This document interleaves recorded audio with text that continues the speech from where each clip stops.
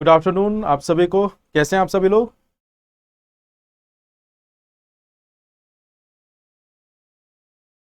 Good afternoon.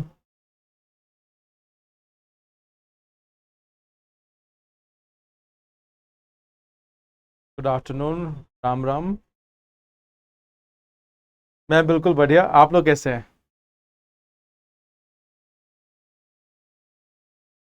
शुभ दोपहर के।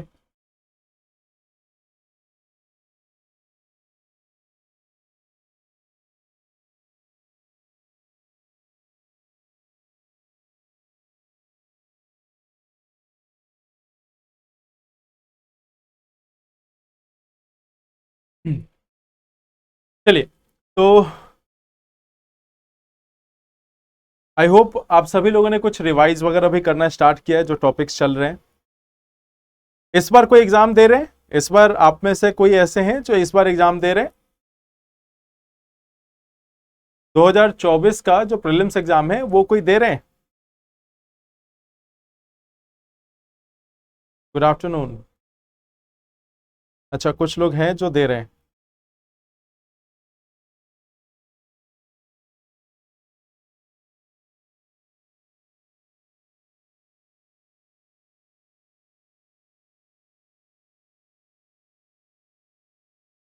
हेमेटोपेटिक को बताते हैं। चलिए, अच्छा, आप में से कोई लोग नहीं दे रहे। अब ज्यादातर लोग जो है वो नहीं दे रहे हैं। नो। ओके। रोहन भी बोल रहे हैं नो। श्रवण भी बोल रहे हैं नो। नीतीश 2025 में। ओके, 2028 2027। तो मैक्सिमम लोग जो हैं वो 2025 में दे रहे हैं, 2026 में या 2028 27 में दे रहे हैं। ठीक है, तो चलिए, कुछ लोग हैं जो 2024 में भी दे रहे हैं, एक दो लोग हैं। तो जो दे रहे हैं उनके लिए आप सभी को मालूम है एडमिट कार्ड जो है वो एडमिट कार्ड जो है वो रिलीज हो गया है। तो आप उसको देख सकते हैं। एडमिट कार्ड जो है वो डाउनलोड करने के लिए ऑप्शन अब आ चुका है, तो आप उसको डाउनलोड कर सकते हैं। एडमिट कार्ड रिलीज कर दिया गया है। ठीक है, तो जो लोग भी इस बार दे रहे हैं, जो लोग भी इस बार दे रहे हैं, जो लोग भी दे रहे हैं वह एक बार अपना एडमिट कार्ड डाउनलोड कर ले। ठीक है, चलिए, तो स्टार्ट करते हैं सेशन। देखो, कल हम लोग क्या पढ़ रहे थे? हम लोगों ने पहला सेशन जो स्टार्ट किया वो कोशिका को लेकर स्टार्ट किया था। कोशिका में हम लोगों ने सबसे पहले डिस्कस क्या किया था? कोशिका क्या है, कोशिका के मुख्य घटक कौन कौन से हैं, जिसमें हम लोगों ने कोशिका द्रव के बारे में, कोशिका झिल्ली के बारे में और केंद्रक के बारे में पढ़ा। केंद्रक के बाद हम लोगों ने पढ़ा कि इस कोशिका द्रव के अंदर में कौन कौन से कोशिकांग पाए जाते हैं, जिसमें हम लोगों ने लयन काय के बारे में पढ़ा, लवक के बारे में पढ़ा। हम लोगों ने साथ में जो इसके अंदर में मौजूद जो अनेकों कोशिकांग है, जैसे कि अंतर्द्रवीय जालिका जो इंडोप्लाज्मिक रेटिकुलम है उसके बारे में भी पढ़ा। साथ ही हम लोगों ने यह भी डिस्कस किया कि जो गोल्गी तंत्र है उनका क्या काम है, राइबोसोम का क्या काम है, जो तारक काय होते हैं, जो सेंट्रोसोम्स होते हैं या तारक केंद्र होते हैं, उनका क्या काम है, उसको भी देखा। तो ये सभी कोशिकांगों के बारे में हम लोगों ने डिस्कस किया था। इसके बाद हम लोग आए थे उसके अगले टॉपिक पे। अगले टॉपिक पे हम लोगों ने क्या डिस्कस किया कि कोशिका का जो वर्गीकरण है वो कैसे कर सकते हैं। तो कोशिका के वर्गीकरण में हमने सबसे पहला जो हिस्सा देखा वह देखा कि प्रोकैरियोटिक कुछ कोशिकाएं होती है, कुछ यूकैरियोटिक कोशिकाएं होती हैं। इनके बीच का जो अंतर है उसको भी हम लोगों ने समझने की कोशिश की। प्रोकैरियोटिक कोशिका मतलब एक ऐसी कोशिका जिसमें जेनेटिक मटेरियल तो मौजूद है, यानी कि आनुवांशिक सामग्री जो है, जो डीएनए है वह मौजूद है, लेकिन कोई आवरण नहीं है उसका, उसको किसी मेम्ब्रेन के द्वारा, किसी झिल्ली के द्वारा ढका नहीं गया है, या उसके चारों ओर कोई बाउंड्री जो है वो नहीं है। एक मेम्ब्रेन जो है, एक केंद्रक झिल्ली जो है वह मौजूद नहीं है। जो भी आनुवांशिक सामग्री है वह कोशिका द्रव में ही बिखरी हुई है। वहीं दूसरी ओर यूकैरियोटिक कोशिका में देखा कि जो भी आनुवांशिक सामग्री है वह ज्यादातर एक न्यूक्लियर मेम्ब्रेन से, यानी कि एक केंद्रक झिल्ली से घिरी हुई होती है। इसी के अंदर में अधिकतर आनुवांशिक सामग्री पाई जाती है। साथ में हम लोगों ने कुछ और भी अंतर देखा इसमें कि अगर हम बात करते हैं, जैसे अगर हम बात करते हैं इस प्रोकैरियोटिक की, तो प्रोकैरियोटिक में हमने देखा कि बहुत सारे बाकी जो कोशिकांग है, जैसे कि माइटोकॉन्ड्रिया हो गया, या फिर अगर हम बात करें गोल्गी तंत्र की बात करें, जो अंतर्द्रव्यीय जालिका है इसकी बात करें तो ये सब भी मिसिंग है। ठीक है, ये सब भी मिसिंग था। तो ये सारे डायमेंशंस हम लोगों ने देखे। प्रोकैरियोटिक में हमने एग्जांपल देखा कि जो भी बैक्टीरिया है वह प्रोकैरियोटिक में है, और बैक्टीरिया के अलावा बाकी जितनी भी चीजें बची वो सभी हमारे आ जाती हैं यूकैरियोटिक में।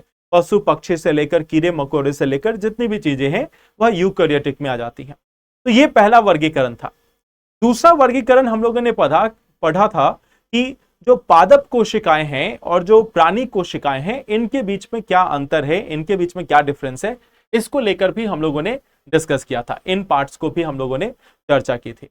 तो पादप कोशिकाओं में हमने देखा कि क्या मौजूद होता है क्या नहीं होता है, इसको हम लोगों ने डिस्कस किया था कि लवक जो है वो सिर्फ पादप कोशिका में होगा और इस साइड में हमारा जो प्राणी कोशिका है उसमें नहीं होगा।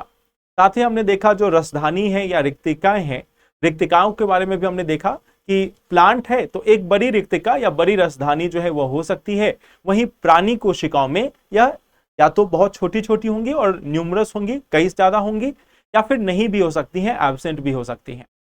इसके साथ साथ हमने देखा कि जो तारक काय है, जो तारक काय या तारक केंद्र है, वह सिर्फ और सिर्फ प्राणी कोशिका में पाई जाती है, पादप कोशिका में नहीं पाई जाती। तो इन दोनों का डिफरेंस हमने देखा। स्टार्च और ग्लाइकोजेन जो है इसके बारे में भी हमने पढ़ा। साथ में इनकी जो आकृति है या जो आकार है इसके बारे में भी हम लोगों ने डिस्कस कर लिया था। तो ये सारे डायमेंशन हो गए थे पादप कोशिका और प्राणी कोशिका के। इसके बाद हम लोगों ने स्टार्ट किया था एक तीसरा पहलू कि एक और वर्गीकरण है दैहिक कोशिकाएं, और साथ में हमारी मौजूद होती हैं स्तंभ कोशिकाएं। दैहिक कोशिकाएं सोमैटिक सेल, जो जिनका कोई विशिष्ट कार्य होता है हमारे बॉडी के अंदर में, हमारे शरीर के अंदर में इनका कोई विशिष्ट कार्य है, कोई विशिष्ट रोल है, कोई विशिष्ट भूमिका है। जैसे हमने देखा कि अगर मान लेते हैं रेड ब्लड सेल है यानी कि लाल रक्त कोशिकाएं हैं, तो लाल रक्त कोशिकाओं का एक मुख्य काम होता है कि वह ऑक्सीजन को हमारे शरीर के अनेक अंगों तक, अनेक कोशिकाओं तक पहुंचाए।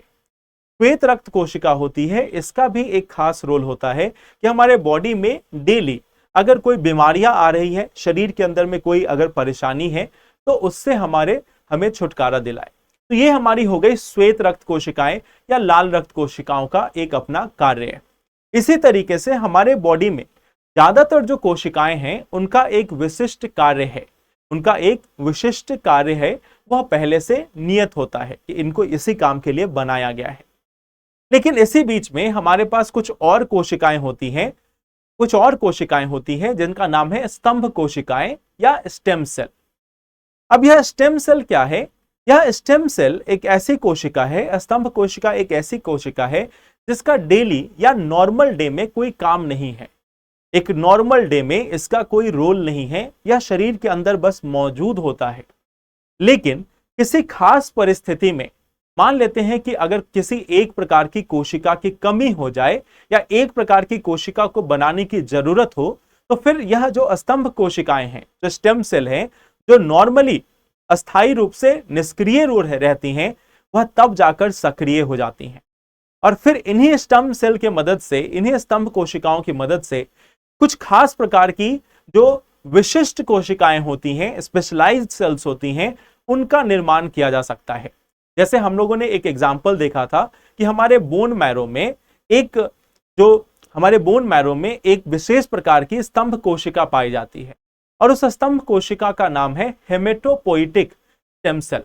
हेमेटोपोइटिक स्टेम सेल एक स्तंभ कोशिका है, और इसकी मदद से जब जरूरत पड़ेगी तो रेड ब्लड सेल यानी कि लाल रक्त कोशिकाएं जो हैं उनका भी निर्माण हो सकता है, श्वेत रक्त कोशिकाएं हैं उनका भी निर्माण हो सकता है, प्लेटलेट्स जो हैं उनका भी निर्माण हो सकता है। तो एक ही कोशिका से अनेकों कोशिकाएं बनाई जा सकती हैं, यही कहलाता है हमारा स्तंभ कोशिका। ठीक है, तो ये एक बेसिक पार्ट था जो हम लोगों ने कल तक डिस्कस किया था। आई होप यहां तक क्लियर है। ग्लाइकोजेन जो है वह एक कॉम्प्लेक्स कार्बोहाइड्रेट का एक रूप है जिसमें हमारे बॉडी के अंदर में फूड को स्टोर करके रखा जाता है। तो कार्बोहाइड्रेट जो है C6H6 जो आप पढ़ते हो, C6H12O6, तो ये आपका बेसिक एक कार्बोहाइड्रेट हो गया। इसी का जो अलग अलग जो रूप है, उसी में कॉम्प्लेक्स होगा तो स्टार्च होगा, थोड़ा कम होगा तो ग्लाइकोजेन। ठीक है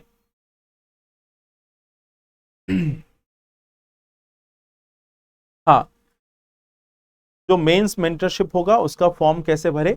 जो लोग इस बार एग्जाम दे रहे हैं ना, आप लोगों में से कुछ लोगों के पास एक मेंस मेंटरशिप का फॉर्म आया होगा, तो जो भी लोग इस बार एग्जाम दे रहे हैं वह अपना जो रोल नंबर है यूपीएससी का वह उसमें फिल कर दे। जो लोग इस बार एग्जाम दे रहे हैं उनके लिए है ये, ठीक है। जो भी लोग इस बार एग्जाम देने जा रहे हैं, जो लोग इस बार जो प्रीलिम्स एग्जाम हो रहे हैं 2024 में, उसमें जो एग्जाम देने जा रहे हैं वह इस फॉर्म को फिल कर दे, जिसमें आप अपना रोल नंबर जो है, जो इस बार का यूपीएससी का जो रोल नंबर है वह डाउनलोड करने के बाद उसमें फिल करें और बाकी फॉर्म को सबमिट कर दें। ठीक है, क्लियर।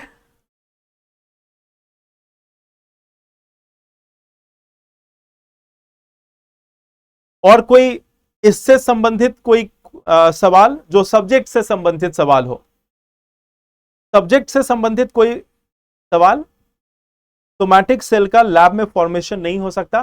सोमैटिक सेल को लैब में बनाया तो जा सकता है, मतलब एक सोमैटिक सेल आपको मिल गया, उससे दूसरा सोमैटिक सेल बना सकते हो, डिवाइड करके बना सकते हो, ठीक है।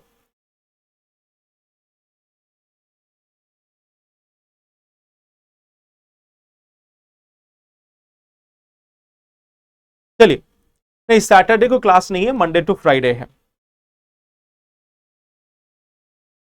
पादप कोशिका का मतलब होता है प्लांट सेल। पादप कोशिका का मतलब है प्लांट सेल। पादप में भी रसधानी अनुपस्थित हो सकती है क्या? नहीं अदिति, जनरली देखा जाता है कि जो पादप कोशिका है, जनरली अगर कोई स्पेशलाइज सेल हो तो अलग बात है, बट जो पादप कोशिका है उसमें बड़ी रसधानी मौजूद होती है, ठीक है। साइंस कितने नंबर की आती है? पहला क्लास देखो आप, पहले क्लास में मैंने इसको डिस्कस किया था। आनुवांशिक सामग्री में आपका डीएनए और आरएनए यही सब मौजूद होता है।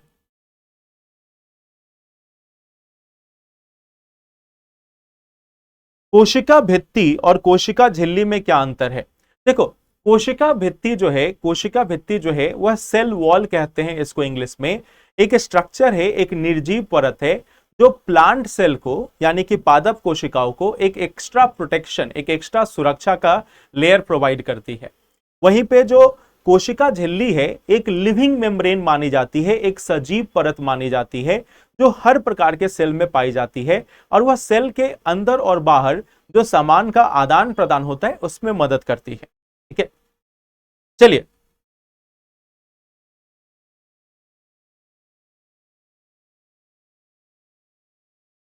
अब ये क्या क्वेश्चन है कि मेंटरशिप से क्या लाभ मिलेगा?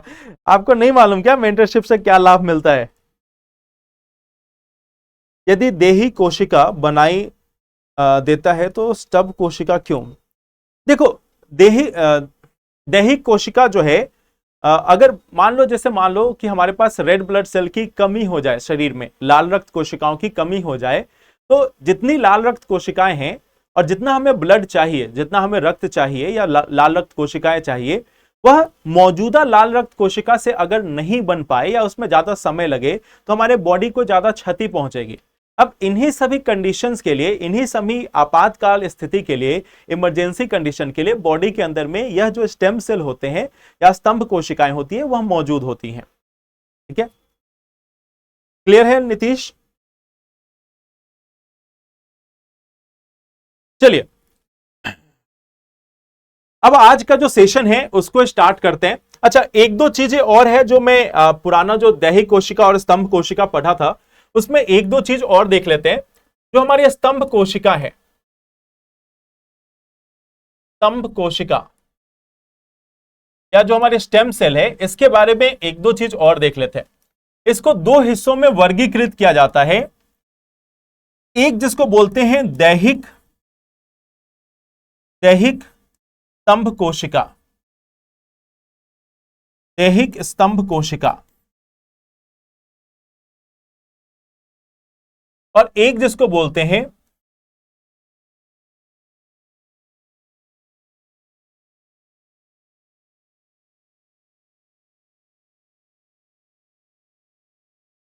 भ्रूणीय स्तंभ कोशिका, स्तंभ कोशिका। दो हिस्सों में इसको भी वर्गीकृत किया जाता है। एक जो है वह है दैहिक स्तंभ कोशिका, और एक जिसको कहते हैं भ्रूणीय स्तंभ कोशिका, एक जिसको बोलते हैं भ्रूणीय स्तंभ कोशिका, ठीक है। तो ये दो प्रकार की हमारे स्तंभ कोशिकाएं भी होती है, ठीक है।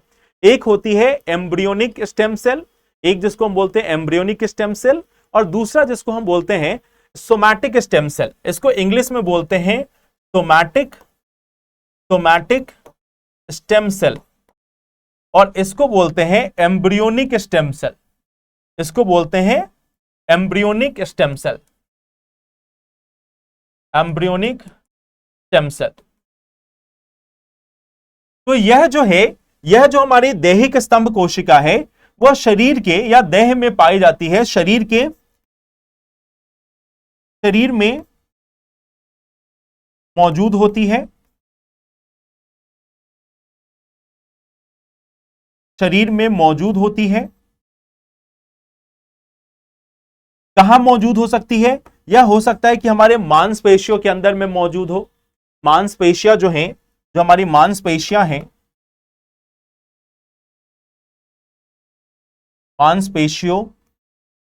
मांसपेशियों में, हड्डी में,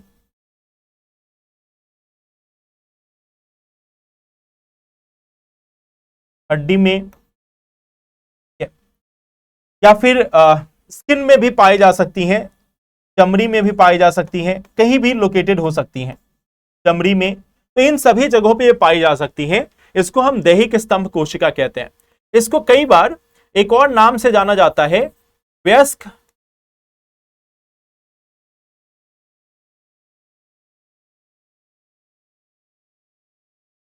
स्तंभ कोशिका,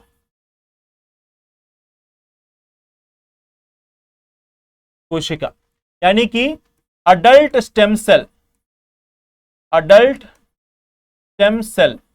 यह भी इसका नाम कई बार लिखा जाता है। सोमैटिक स्टेम सेल या अडल्ट स्टेम सेल भी कहा जाता है, यानी कि वयस्क स्तंभ कोशिका या फिर हमारा एक तरीके से दैहिक स्तंभ कोशिका, दोनों नाम इसका लिया जाता है, ठीक है। यह जो है यह भ्रूण में पाई जाती है, यह जो है वह भ्रूण में पाई जाएगी, ठीक है, भ्रूण में पाई जाती है। अब इन दोनों के बीच में मुख्य अंतर क्या है? पहला तो हमने देखा कि यह भ्रूण में पाई जाती है,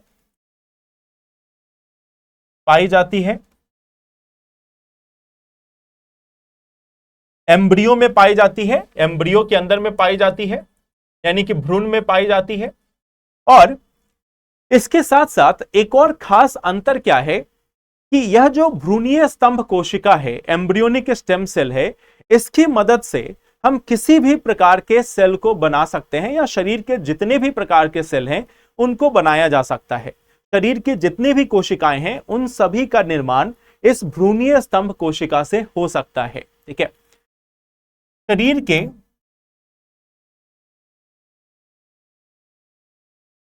सभी प्रकार की कोशिकाओं का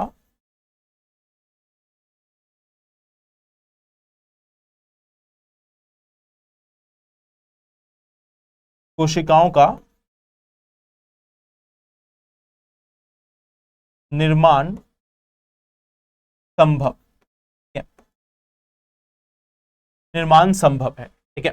तो इसके अंदर एक खास बात यह होती है कि हमारे शरीर में जिस प्रकार की भी कोशिका हो, चाहे वो मस्तिष्क की कोशिका हो, चाहे वो हमारी चमड़ी की कोशिका हो, मांसपेशियों की कोशिका हो, या हमारे शरीर के अंदर में हड्डी की कोशिका हो, मतलब हर एक टाइप की कोशिका जो हमारे शरीर में मौजूद होती है, उन सभी को इस भ्रूणीय स्तंभ कोशिका के माध्यम से निर्माण किया जा सकता है, बनाया जा सकता है। तो यह एम्ब्रियो जो है, आई होप आप सभी को मालूम होगा एम्ब्रियो क्या होता है। जब जो एक तरीके से जो पुरुष का जो स्पर्म है और महिलाओं का जो ओवम है, यानी कि अंडा जो स्पर्म है, जब वह मैच करता है तो फर्टिलाइजेशन की प्रक्रिया होती है, जिसमें एम्ब्रियो का निर्माण होता है। और इस एम्ब्रियो के या भ्रूण के निर्माण के बाद इसी से नए बच्चे का, नवजात बच्चे का जन्म होता है, ठीक है। तो यह जो एम्ब्रियो सेल है, यह जो भ्रूण है, इस भ्रूण के बारे में अगर हम देखें तो इस भ्रूण में जो स्तंभ कोशिका होगी, जो स्टेम सेल होगी, उससे शरीर के लगभग सभी प्रकार के जो सेल्स हैं, जो सभी प्रकार की कोशिकाएं हैं, उनका निर्माण हो सकता है, ठीक है। अब देखो, वहीं पे अगर हम दैहिक स्तंभ कोशिका की बात करें तो दैहिक स्तंभ कोशिका में क्या है? कुछ प्रकार की कोशिकाओं का निर्माण हो सकता है,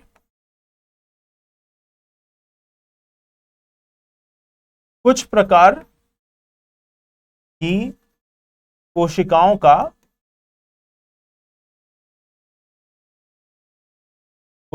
का निर्माण संभव है। निर्माण संभव है। इसमें कुछ ही प्रकार की जो कोशिकाएं हैं उन्हीं का निर्माण संभव है। सभी प्रकार की कोशिका का निर्माण नहीं हो सकता। ठीक है, जैसे हमने हेमेटोपोइटिक स्टेम सेल लिया ना, तो हेमेटोपोइटिक स्टेम सेल का मतलब हो गया कि यह जनरली जो हमारा ब्लड से संबंधित जो कोशिकाएं हैं, रक्त से संबंधित कोशिकाएं हैं, सिर्फ उनका निर्माण कर सकती है। हेमेटोपोइटिक से लेकर हम नर्व सेल यानी कि तंत्रिका कोशिका नहीं बना सकते। लेकिन अगर एम्ब्रियोनिक स्टेम सेल लिया गया या भ्रूणीय कोशिका लिया गया, भ्रूणीय स्तंभ कोशिका लिया गया, तो उससे हम सभी प्रकार की कोशिकाओं का निर्माण कर सकते हैं। ठीक है, क्लास नहीं चल रही, क्लास तो चल रही है। ठीक है, तो ये हमारा एक सबसे पहला एस्पेक्ट है कि भ्रूणीय कोशिका क्या होती है, भ्रूणीय स्तंभ कोशिका, और साथ ही साथ दैहिक स्तंभ कोशिका क्या होती है। तो ये एक छोटा सा पार्ट था जो उसमें से बचा हुआ था, जिसको हम लोगों ने यहां पे कवर किया। ठीक है, अब देखते हैं, अब आते हैं हमारे नए चैप्टर पे। अब हम लोग आते हैं नए चैप्टर पे। नया चैप्टर क्या है इसको जरा देखते हैं। ठीक है, चलिए, नया जो चैप्टर है उसमें हमें पढ़ना है पौधों और पशु साम्राज्य के बारे में।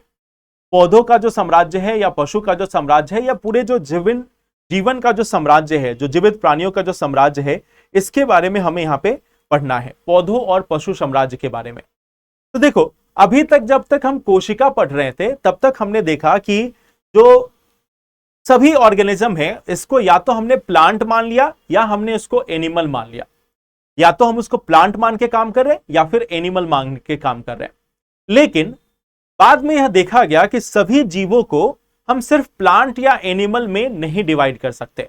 तो जब हम जीव साम्राज्य की बात करते हैं तो इसको हम अलग अलग हिस्सों में विभाजित करते हैं। जब हम जीव साम्राज्य की बात करते हैं तो इसको अलग अलग हिस्सों में विभाजित किया जाता है। जीव साम्राज्य, जब हम जीव साम्राज्य की बात करते हैं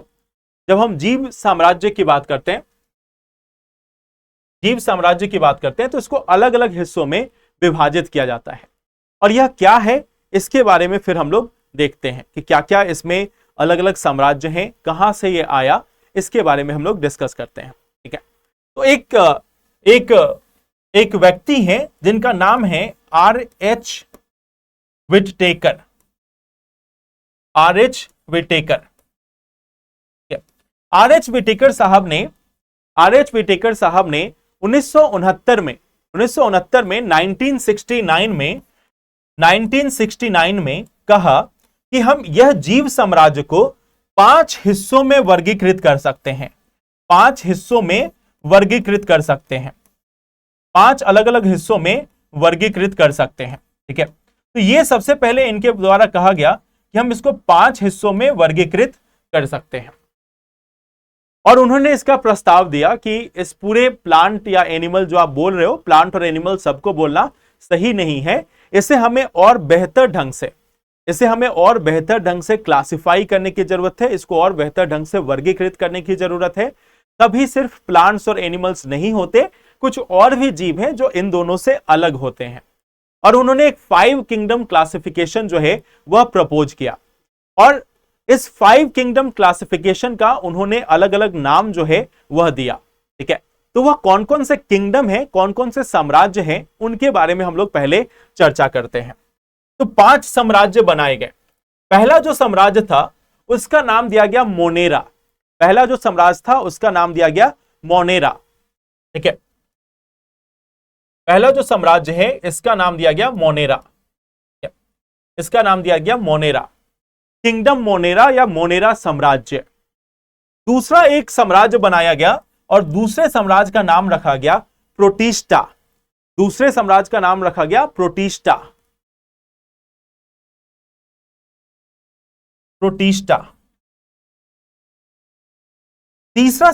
तीसरा बनाया गया और तीसरे का नाम रखा गया पंजाई।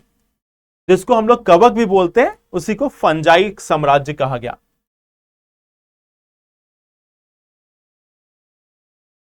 फंजाई। चौथा एक साम्राज्य बनाया गया, और चौथा जो साम्राज्य था उसका नाम दिया गया प्लांटी। प्लांटी।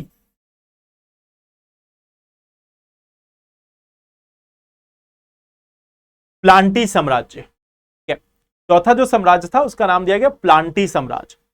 और पांचवा साम्राज्य दिया गया, पांचवें साम्राज्य का नाम रखा गया एनिमेलिया। एनिमेलिया।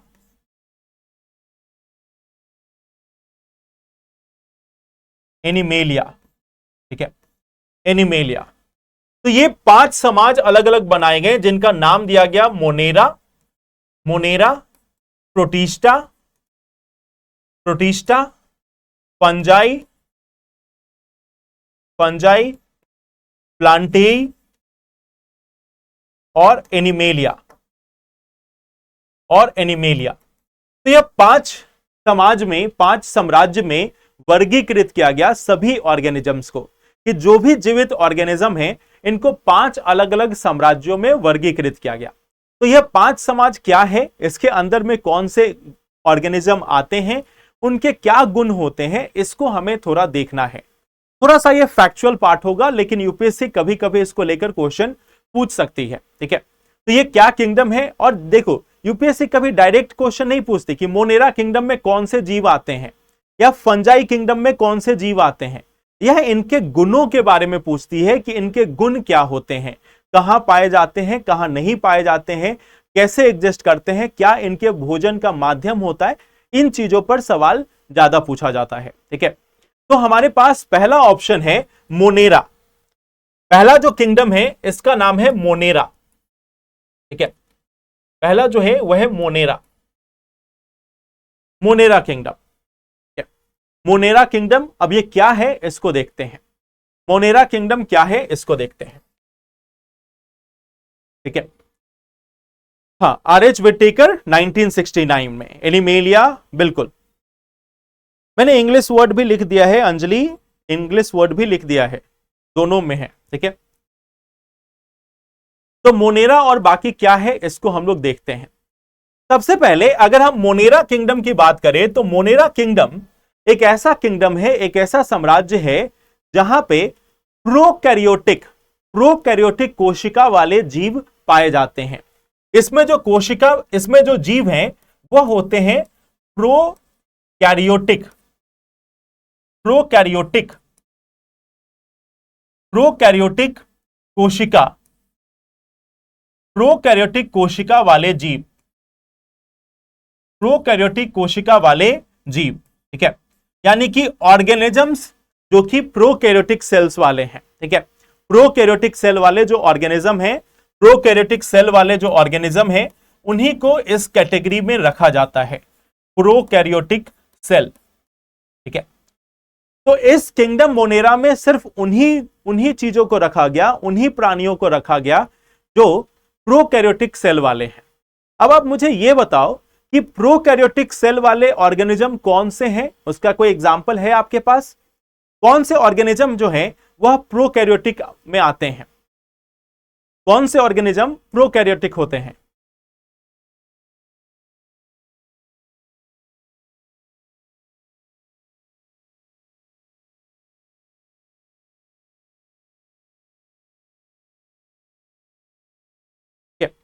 तो प्रोकैरियोटिक जो है, जी बिल्कुल,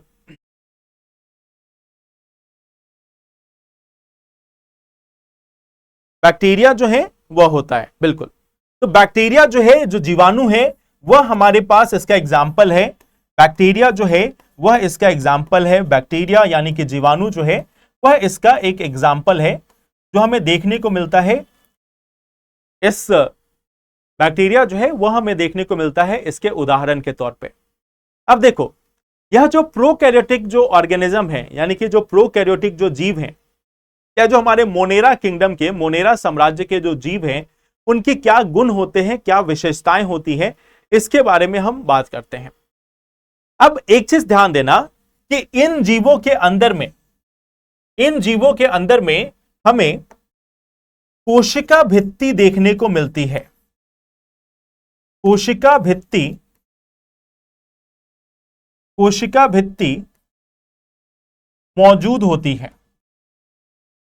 कोशिका भित्ति मौजूद होती है। कोशिका भित्ति जो है वह मौजूद होती है, यानी कि जो सेल वॉल है वह इनके अंदर में मौजूद होगा। इन सभी में सेल वॉल पाया जाएगा। प्लांट के साथ साथ बैक्टीरिया के अंदर में भी सेल वॉल पाया जाता है। ठीक है, तो ये इसकी सबसे बड़ी बात है कि यहां पे जो कोशिका जो भित्ति है वह मौजूद होगी। अब क्योंकि यह प्रोकैरियोटिक सेल है, तो इसके सेल के अंदर में, यानी कि इस कोशिका के अंदर में केंद्रक झिल्ली, न्यूक्लियर मेम्ब्रेन मौजूद नहीं होगा। केंद्रक झिल्ली जो है, जो केंद्रक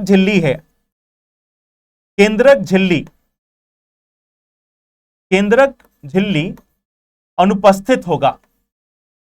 केंद्रक झिल्ली जो है वह यहां पे अनुपस्थित होगा। यह इसकी सबसे बड़ी बात है। ठीक है, अनुपस्थित होगा।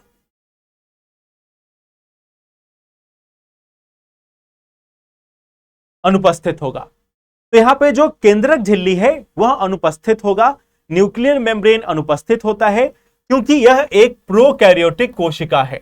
प्रोकैरियोटिक कोशिका में हमने देखा था कि केंद्रक झिल्ली मौजूद नहीं होती है। ठीक है, अब इनके पोषण की विधि क्या होगी, या कैसे खाना लेंगे, खाना जो है वह इनको कैसे मिलता है, यह कैसे मिलेगा।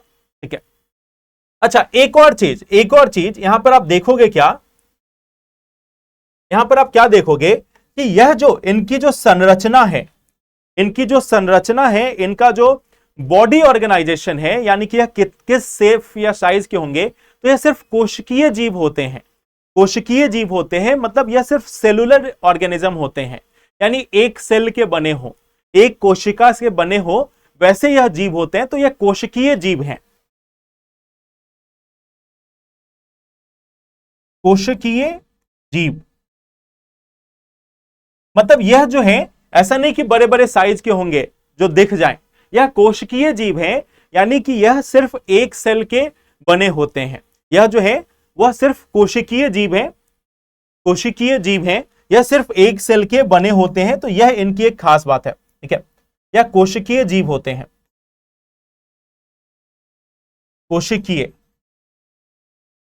कोशिकीय जीव होते हैं। यह हमें देखने को मिलता है इस किंगडम मोनेरा में। ठीक है, यानी एक सिंगल सेल वाले छोटे छोटे जीव हैं। अब इनका भोजन कैसे मिलेगा, कहां से भोजन ये ग्रहण करते हैं, क्या माध्यम होगा, क्या यह किसी दूसरे पर निर्भर है, या खुद का खाना बनाने में सक्षम हो गए। अब देखो यहां पर क्या देखा जाता है कि कुछ इसमें जो जीव होंगे, कुछ ऐसे जीव होंगे जो खुद का खाना बना पाने में सक्षम होंगे, यानी कि यह स्वपोषी होंगे। कुछ जो होंगे वह स्वपोषी होंगे। स्वपोषी मीन्स खुद का आहार बनाने में सक्षम हो। अब खुद का आहार कैसे बना सकते हैं, हो सकता है कि यह प्रकाश संश्लेषण के माध्यम से बनाए या रसायन संश्लेषण के माध्यम से बनाए, लेकिन खुद का खाना बनाएंगे। ठीक है, यह जो है कुछ इसमें से जीव हो सकते हैं जो स्वपोषी हो। कुछ बैक्टीरिया जो है वह स्वपोषी भी होते हैं, वह खुद का खाना खुद बनाने में सक्षम होते हैं। ठीक है, और इन्हीं में कुछ ऐसे होंगे जो खुद का खाना खुद से बनाने में सक्षम नहीं होंगे, और वह होते हैं मृतपोषी या परपोषी। ठीक है, इसी में कुछ जो है वह परपोषी या मृतपोषी भी होते हैं। स्वपोषी या मृतपोषी। इन्हीं को हम इंग्लिश में बोल देते हैं कई बार डीकंपोजर, या इसी को, जैसे डीकंपोजर का जो शुद्ध हिंदी होता है वो होता है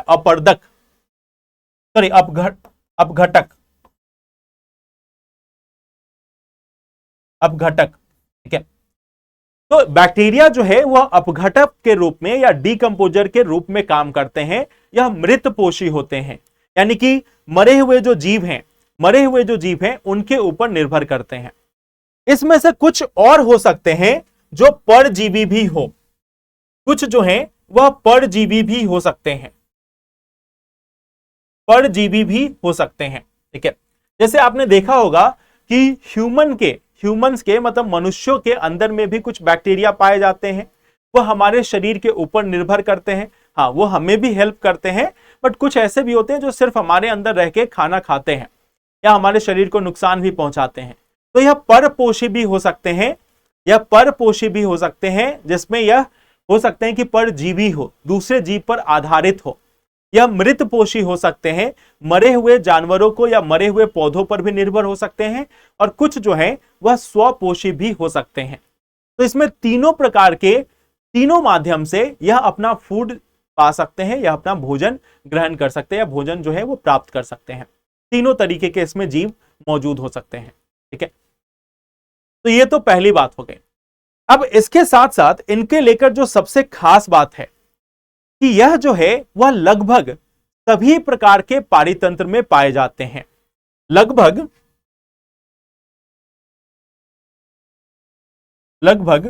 सभी पारितंत्र में,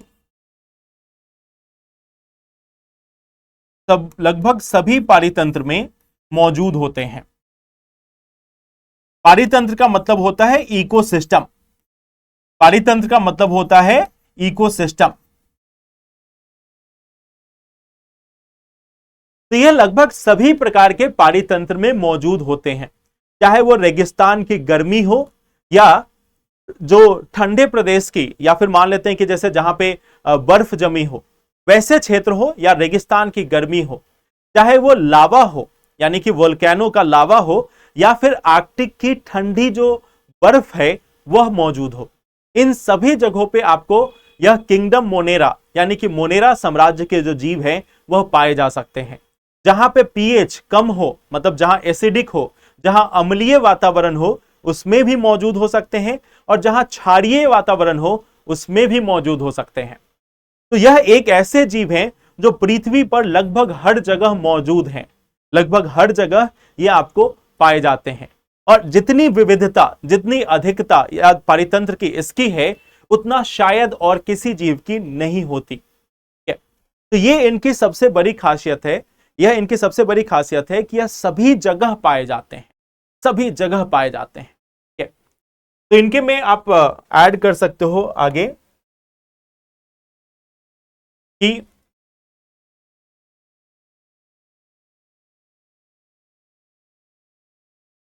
ज्वालामुखी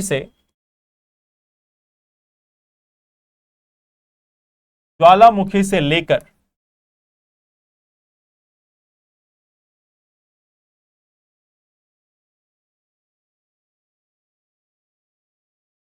आर्कटिक तक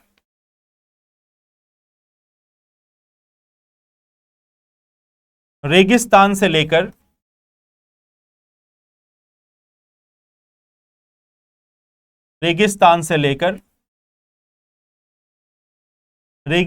लेकर सदाबहार वनों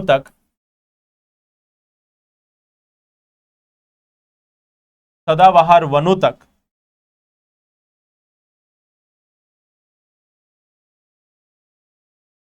अम्लीय एवं क्षारीय वातावरण सभी में पाए जाते हैं, सभी में मोनेरा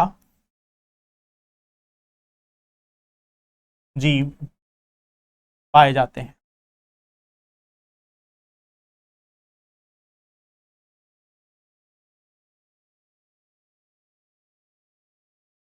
सभी में यह मोनेरा जीव पाए जाते हैं। तो ये इनकी सबसे बड़ी खासियत है कि लगभग सभी जगहों पे, गर्म महासागर हो, ठंडा महासागर हो, समुद्र के तल में या समुद्र के टॉप पर, समुद्र की सतह से लेकर समुद्र के तल तक, ज्वालामुखी से लेकर ठंडे शुष्क प्रदेशों तक, जहां कुछ भी नहीं है वहां बैक्टीरिया है, जहां कुछ भी नहीं है वहां पे भी बैक्टीरिया आपको मिल जाएगा। तो ये इनकी सबसे बड़ी खासियत है कि यह लगभग सभी जगह पे पाए जाते हैं, यही इनकी सबसे बड़ी खासियत है। नहीं, देखो इसमें जो तेजबीर, इसमें एक और एकमात्र जीव है, किंगडम मोनेरा में एक और एकमात्र जीव है, और वह है बैक्टीरिया। किंगडम मोनेरा की यही खासियत है कि इसमें पूरे पूरे साम्राज्य में सिर्फ एक और एकमात्र जीव है, एक ही प्रकार के जीव हैं, और वह है बैक्टीरिया। ठीक है, इसीलिए इसमें मैंने और कुछ नहीं बोला, इसलिए इसमें मैंने और कोई नाम नहीं बोला, क्योंकि यहां पे सिर्फ और सिर्फ एक ही जीव है, बैक्टीरिया। ठीक है, एल्गी वगैरह कुछ भी नहीं आएगा। परपोषी और परजीवी एक ही हैं। देखो, परपोषी परजीवी थोड़ा बहुत का अंतर है। परजीवी का मतलब होता है कि परपोषी को आप बोल सकते हो, परजीवी के रूप में ही बोल सकते हो, ये दूसरे पर निर्भर है। बट परजीवी में एक खास बात क्या होती है ना, कि परजीवी जो है वो किसी जीव के अंदर या उसके सतह पर मौजूद होता है, ये इसकी एक खास बात होती है। ठीक है,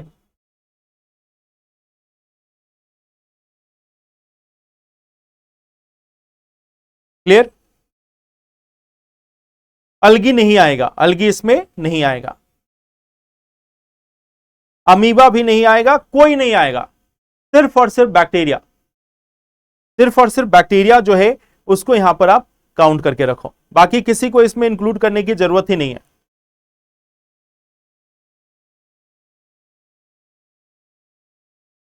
माइकोप्लाज्मा जो आप बोल रहे हो ना, माइकोप्लाज्मा है क्या? Mycoplasma is also a bacteria.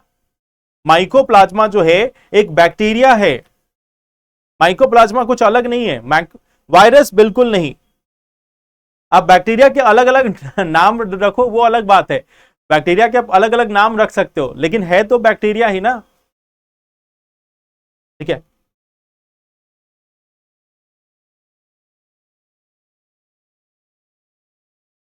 मृत पोषी का मतलब होता है जो मरे हुए जीवों पर अपना भोजन प्राप्त करते हैं, उनको मृत पोषी कहा जाता है। ठीक है, चलिए इसके बाद आते हैं दूसरे किंगडम पे। दूसरा जो किंगडम है उसका नाम है प्रोटिस्टा। प्रोटिस्टा, प्रोटिस्टा साम्राज्य। दूसरा जो हमारा साम्राज्य है वह है प्रोटिस्टा साम्राज्य, किंगडम प्रोटिस्टा। ठीक है, अब देखो, जब हम किंगडम प्रोटिस्टा की बात करते हैं, जब हम लोग किंगडम प्रोटिस्टा की बात करते हैं, तो किंगडम प्रोटिस्टा में हमें क्या देखने को मिलता है? अब इसके अलावा जो भी जीव हैं, जैसे हमने मोनेरा में देखा कि यह प्रोकैरियोटिक होता है, तो प्रोकैरियोटिक के अलावा बाकी जितने भी जीव हैं यह सभी क्या होंगे? यह होंगे आपको यूकैरियोटिक। यह जितने भी जीव हैं वह होंगे यूकैरियोटिक। यूकैरियोटिक। ठीक है, एक चीज आप याद रखना कि बाकी जितने भी जीव हैं, किंगडम मोनेरा को छोड़कर, किंगडम मोनेरा को छोड़कर बाकी जितने भी साम्राज्य हैं, प्रोटिस्टा हो गया, फंजाई हो गया, प्लांटेई हो गया, या फिर एनिमेलिया हो गया, ठीक है, यह सभी साम्राज्यों में सिर्फ और सिर्फ यूकैरियोटिक ऑर्गेनिज्म ही पाए जाएंगे।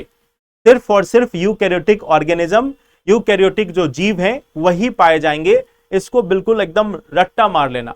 सिर्फ किंगडम मोनेरा एकमात्र ऐसा किंगडम है जो प्रोकैरियोटिक ऑर्गेनिज्म के लिए है।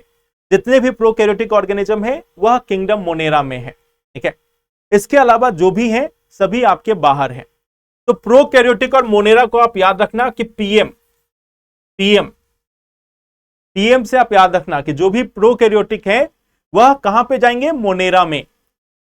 पीएम यानी कि प्रोकैरियोटिक जाएंगे मोनेरा में, इसके अलावा और कुछ भी नहीं। ठीक है, अब ये हो गए यूकैरियोटिक कोशिका वाले जीव, यूकैरियोटिक कोशिका वाले जीव। ठीक है, अब इसमें क्या है, अगर इनकी हम संरचना की बात करें कि क्या यह छोटे जीव होंगे या बड़े जीव होंगे, तो यह होते हैं कोशिकीय।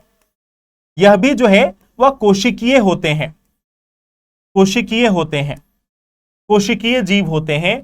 तो देखो, बैक्टीरिया के अलावा जितने छोटे छोटे माइक्रो ऑर्गेनिज्म हैं, जितने छोटे छोटे सूक्ष्म जीव हैं, वह सभी इसमें आएंगे। जैसे आप जितना भी नाम लेते हो ना, अमीबा, बाकी सबका, अमीबा, क्लोमोडोमोनास, सीडोमोनास, जितने भी आप नाम लोगे वह सभी आएंगे इसी में। जो भी आप बाकी चीजों का नाम लेते हो ना, प्लाज्मोडियम और जितने भी चीजों का नाम लोगे वह सभी आएंगे यहां पे, प्रोटोजोआ यहीं पे आएंगे। तो बैक्टीरिया को छोड़कर बाकी जो भी कोशिकीय जीव हैं वह इसमें आएंगे। बैक्टीरिया को छोड़कर बाकी जो जितने भी छोटे छोटे जीव हैं वह इसमें आएंगे। यह यूनिसेलुलर होता है, यानी कि कोशिकीय आकार का होता है। ठीक है, अब देखो, इसके अंदर में इसके अंदर में हो सकता है कि कुछ जीवों के अंदर में कोशिका भित्ति मौजूद हो, कुछ में नहीं भी हो सकता है। ठीक है, तो ये इतना महत्वपूर्ण इसके में नहीं है, किसी किसी खास में हो सकता है, किसी में नहीं भी हो सकता है। ठीक है, जैसे अमीबा वगैरह में आपको दिख जाएगा, बाकी में नहीं दिखेगा। तो ये इसकी एक खासियत होती है कि कुछ जीवों में यहां पे कोशिका भित्ति मौजूद हो सकती है।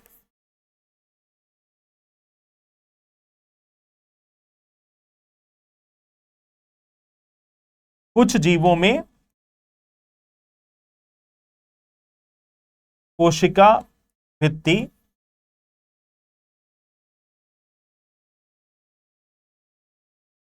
मौजूद हो सकती है, मौजूद हो सकती है। क्या अब मेन आते हैं कि इनके जो भोजन की विधि है, भोजन कैसे करेंगे, इनका भोजन का प्रकार क्या होगा, यह भोजन जो है वह कैसे बनाएंगे, यह भोजन कैसे बनाएंगे। तो इनके में भोजन देखा जाता है कि यह भी स्वपोषी तरीके से, यह जितने भी जीव हैं वह कुछ जीव हो सकते हैं स्वपोषी या फिर हो सकते हैं परपोषी। परपोषी, परपोषी का मतलब होता है कि दूसरे पर निर्भर होना। इसमें परजीवी की बात नहीं है, यह परपोषी है, दूसरे पर निर्भर है। परजीवी एक खास इसकी विशेषता हो जाती है कि दूसरे के ऊपर मौजूद हो या दूसरों के अंदर मौजूद हो। जैसे मान लो कि एक एग्जांपल के तौर पे ले लो कि माइकोबैक्टीरियम ट्यूबरक्लोसिस, एक बैक्टीरिया है माइकोबैक्टीरियम ट्यूबरक्लोसिस। इस बैक्टीरिया के कारण टीबी बीमारी होती है, जो टीबी बीमारी होती है वह इसके कारण होता है। अब यह जो माइकोबैक्टीरियम ट्यूबरक्लोसिस है वह क्या करेगा, वह हमारे शरीर के अंदर आ जाएगा और शरीर के अंदर आकर हमारे शरीर को हानि पहुंचाता है और इसको खुद को यहां से पोषण मिलता है। तो यह एक परजीवी हो गया। ठीक है, ज्यादातर जो वायरस या बैक्टीरिया आप देखोगे जो हमारे शरीर के ऊपर आकर फिर हमें हार्म करते हैं, तो वह एक तरीके से परजीवी हो जाता है। परपोषी का मतलब क्या होता है कि परपोषी में तो हम लोग भी आते हैं, हम लोग खुद से खाना नहीं बनाते, हम या तो पौधों पर या पशुओं पर निर्भर करते हैं, पौधों या पशुओं पर निर्भर करते हैं अपने भोजन के लिए। कि अगर पौधा है तो वहां से हमने फल फूल जो सब्जी है ये ले लिया, पशु है उनसे दूध या मांस या बाकी चीजें जो है वह ले लिया। तो ये दोनों के बीच में अंतर होता है कि परपोषी और परजीवी में है क्या। परजीवी जो दूसरे के अंदर जाकर या दूसरे के ऊपर जाकर रहते हैं और फिर उसको नुकसान पहुंचाते हैं। ठीक है, तो यहां पर देखा जाए तो कुछ स्वपोषी या परपोषी दोनों हो सकते हैं। ठीक है, कुछ जो है वह स्वपोषी हो सकते हैं, कुछ यहां पे परपोषी भी हो सकते हैं। अब यहां पर सबसे एक जो चैलेंजिंग पार्ट है, जो चैलेंजिंग पार्ट है वह क्या है, यहां पे जो जीव होते हैं, पे जो जीव पाए जाते हैं उनमें सबसे बड़ी दिक्कत क्या होती है कि कुछ लोग इसको बोलते हैं कि नहीं यह जो है वह प्रोटिस्टा नहीं है, यह प्लांट है। कुछ बोल सकते हैं कि यह प्रोटिस्टा नहीं, यह प्लांट है। ठीक है, तो ये यहां पे एक दिक्कत आती है कि कई बार लोग जो है ना वो बोलेंगे कि यह प्रोटिस्टा नहीं प्लांट है। और ऐसा क्यों बोलते हैं, क्योंकि यह इसमें से बहुत सारे जो है वह फोटोसिंथेसिस करने में सक्षम होते हैं। इसमें से बहुत सारे जो जीव होंगे वह फोटोसिंथेसिस करने में सक्षम होंगे, और क्योंकि यह फोटोसिंथेसिस करने में सक्षम होते हैं तो कई बार लोग इनको बोलते हैं कि नहीं यह प्रोटिस्टा में नहीं आएगा, प्लांट में आएगा। कुछ लोग बोलेंगे नहीं यह प्रोटिस्टा में आएगा क्योंकि यूनिसेलुलर है। तो यहां पे जो जीव है इनको लेकर अक्सर लोगों के बीच में मतभेद रहता है कि कौन किस में जाएगा किस में नहीं जाएगा, क्योंकि इसमें दोनों गुण होते हैं, या कुछ में परपोषी भी काम करता है, कुछ में स्वपोषी भी होता है, कुछ खुद का खाना भी बना पाता है। लेकिन एक जो मूलभूत चीज है जो याद रखना कि यह कैसे प्लांट से अलग है, प्लांट से अलग कैसे है, इस चीज को बस एक याद रखना कि प्लांट एक सेल का बना हुआ नहीं होता, प्लांट जो है वह एक कोशिका का बना हुआ नहीं होता, जबकि जो हमारे प्रोटिस्टा हैं वह कोशिकीय संरचना के होते हैं। यानी इनका जो स्ट्रक्चर है वह कोशिकीय होता है या कोशिका से बने हुए हैं। प्लांट जो है वह उत्तकों से बने हुए हैं, यानी कि टिश्यू से बने हुए हैं। तो ये दोनों के बीच में अंतर रहेगा जिसको आप याद रखना। ठीक है, कि कैसे यह प्लांट से अलग है, यह कोशिकीय है या कोशिकीय स्वपोषी हो सकता है, खुद के लिए खाना बना सकता है, यूकैरियोटिक भी है, लेकिन जो सबसे मेन बात है कि यह कोशिकीय संरचना का है, ना कि उत्तकों से बना हुआ है। ठीक है, तो ये एक इसका इंपॉर्टेंट पार्ट है जिसको आप याद रखना। इसके एग्जाम्पल के रूप में देखते हैं, एग्जाम्पल में क्या क्या होगा। एग्जाम्पल में हो सकता है अमीबा। अमीबा जो है वह इसके एग्जाम्पल में आप ले सकते हो। इसके साथ साथ युगलीना, युगलीना,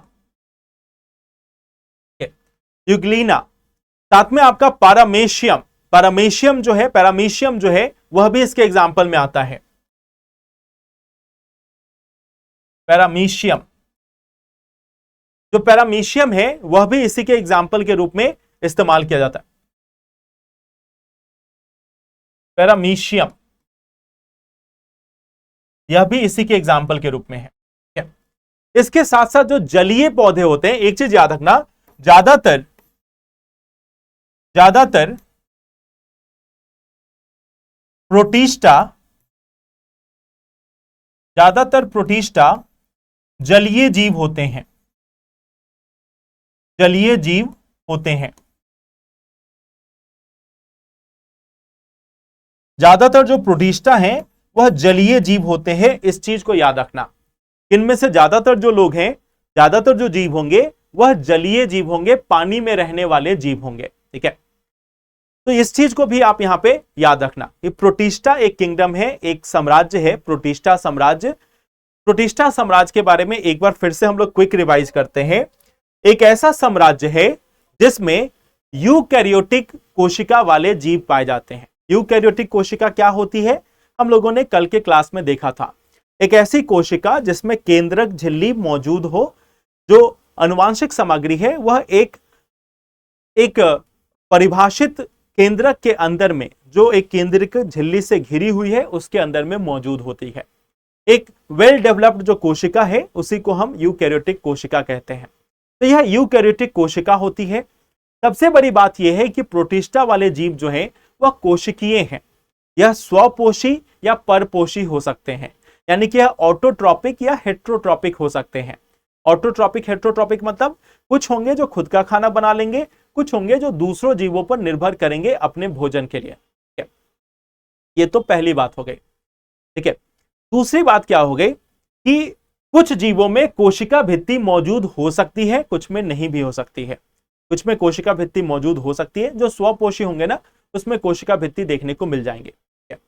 इसके साथ साथ हमने यहां पर एक चीज और देखा कि यहां पे एग्जाम्पल में अमीबा, युगलीना, पैरामेशियम इत्यादि इसके एग्जाम्पल हैं। बैक्टीरिया को छोड़ दो और फंगी को छोड़ दो।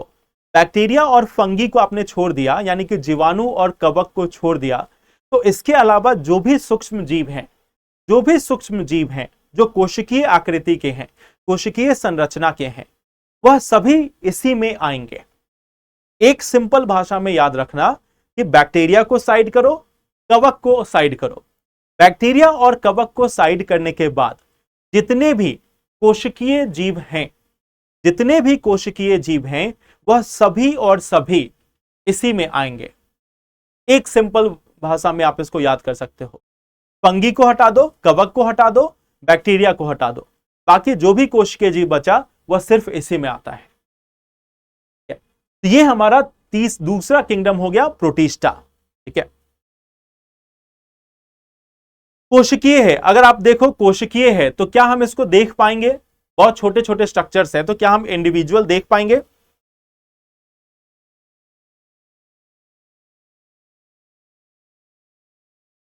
अच्छा, आप अमीबा का फोटो देखना चाहते हो? चलो मैं आपको अमीबा का फोटो दिखा देता हूं। आप मुझे बताओ आपको यहां से क्या समझ में आ रहा है अमीबा के फोटो से? यह है आपका अमीबा, यह है युगलीना, यह है क्लेमाइडोमोनास, यह है पैरामेशियम। यह कोशिकीय जीव हैं, यह कोशिकीय जीव हैं, यूनिसेलुलर ऑर्गेनिज्म है।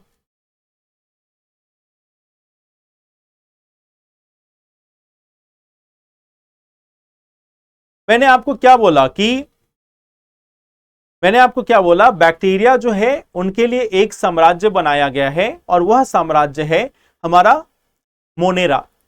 बैक्टीरिया प्रोकैरियोटिक होते हैं और प्रोकैरियोटिक को मोनेरा साम्राज्य में रखा गया है। ठीक है,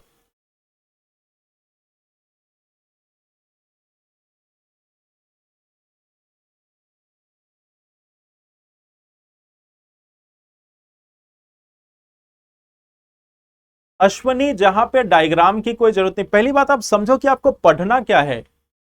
पहली बात आप ये समझो कि आपको पढ़ना क्या है। आपको बायो नहीं पढ़ना है। आपको अमीबा के बारे में नहीं देखना कि अमीबा क्या करता है क्या नहीं करता है। आपको बस उन किंगडम्स के नाम थोड़े याद करने हैं। पहले आप ये समझने की कोशिश करो कि आपको पढ़ना क्या है।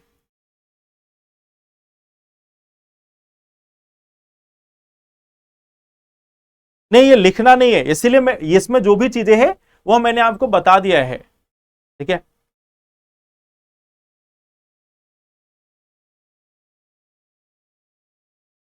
चलिए इसके आगे आते हैं। अगला जो सिस्टम है, अगला जो साम्राज्य है, वह तीसरा साम्राज्य है फंजाई। तीसरा जो साम्राज्य है वह है फंजाई।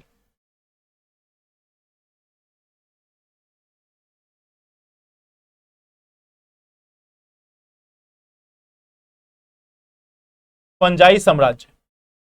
अच्छा, फंजाई को कई बार फंगी भी बोलते हैं। ठीक है, कई बार फंगी भी बोलते हैं, तो इसको याद रखना, फंजाई समाज या फंगी समाज जो है वह बोल सकते हैं। ठीक है, कोशिकीय जीव का मतलब एक कोशिकीय। हाँ, ठीक है, चलिए।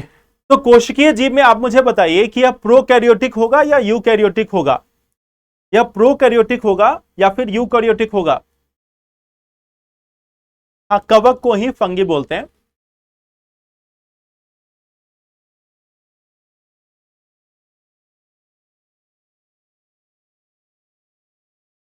इसी को कवक भी बोलते हैं। कवक के रूप में भी इसको जानते हैं। या कौन से प्रकार का कोशिका होगा, प्रोकैरियोटिक या यूकैरियोटिक। यूकैरियोटिक। ठीक है, नहीं, प्रोटिस्टा जो है वो सभी प्रकार के नहीं पाए जाएंगे, वो सिर्फ बैक्टीरिया के लिए लागू होता है। ठीक है, अक्षय, अक्षय एक क्वेश्चन था अक्षय का कि ये क्या सभी पारितंत्र में होते हैं प्रोटिस्टा। प्रोटिस्टा के लिए लिमिटेशन है, सभी पारितंत्र में नहीं पाए जाएंगे, कुछ ही पारितंत्र में पाए जाते हैं। ठीक है, देखो, तो हमारा जो सबसे पहला जो पार्ट होगा कि यह भी हमारा यूकैरियोटिक होगा। यह भी जो है वह यूकैरियोटिक, यूकैरियोटिक, यूकैरियोटिक कोशिका होगी फंजाई की। जो फंजाई है वह यूकैरियोटिक कोशिका होगी, कवक जो है वह यूकैरियोटिक कोशिका वाली जीव होती है। ठीक है, अब अगर हम इसकी बात करें, अब हम इसकी अगर बात करें कि अभी तक हम लोग देख रहे थे कि कोशिकीय संरचना देखने को मिल रही थी, एक एक कोशिका वाली संरचना देखने को मिल रही थी। जब हम इसमें आते हैं तो हमें बहुकोशीय, बहुकोशीय, बहुकोशीय यानी कि मल्टी सेलुलर या उत्तक वाली या उत्तकीय संरचना जो है वह देखने को मिलेगी। बहुकोशीय या उत्तक, जो सॉरी उत्तक ही लिखते हैं बस, बहुकोशीय या उत्तक संरचना जो है वह देखने को मिलेगी। यानी कि यह सिंगल सेल का नहीं होगा, अब यह होगा मल्टी सेलुलर। अभी तक हम कोशिकीय संरचना देख रहे थे यूकैरियोट में और प्रोटिस्टा में, सॉरी प्रोटिस्टा में और मोनेरा में। प्रोटिस्टा और मोनेरा में हम देख रहे थे कि सिंगल सेल वाला है, कोशिकीय संरचना है। जब हम आते हैं फंगी में, जब हम कवक के रूप में कवक को देखते हैं, तो कवक एक साम्राज्य है जिसमें जिसमें जो भी जीव पाए जाएंगे, जिसमें जो भी जीव पाए जाएंगे वह सभी या तो हो सकते हैं बहुकोशिकीय हो, या हो सकता है उत्तक वाली संरचना भी इसमें मौजूद हो। यह वह चीज है जिसको अब आप आसानी से देख सकते हो, आप सभी ने देखा भी है। ठीक है, एग्जाम्पल के तौर पे मैं आपको इमेज दिखा देता हूं।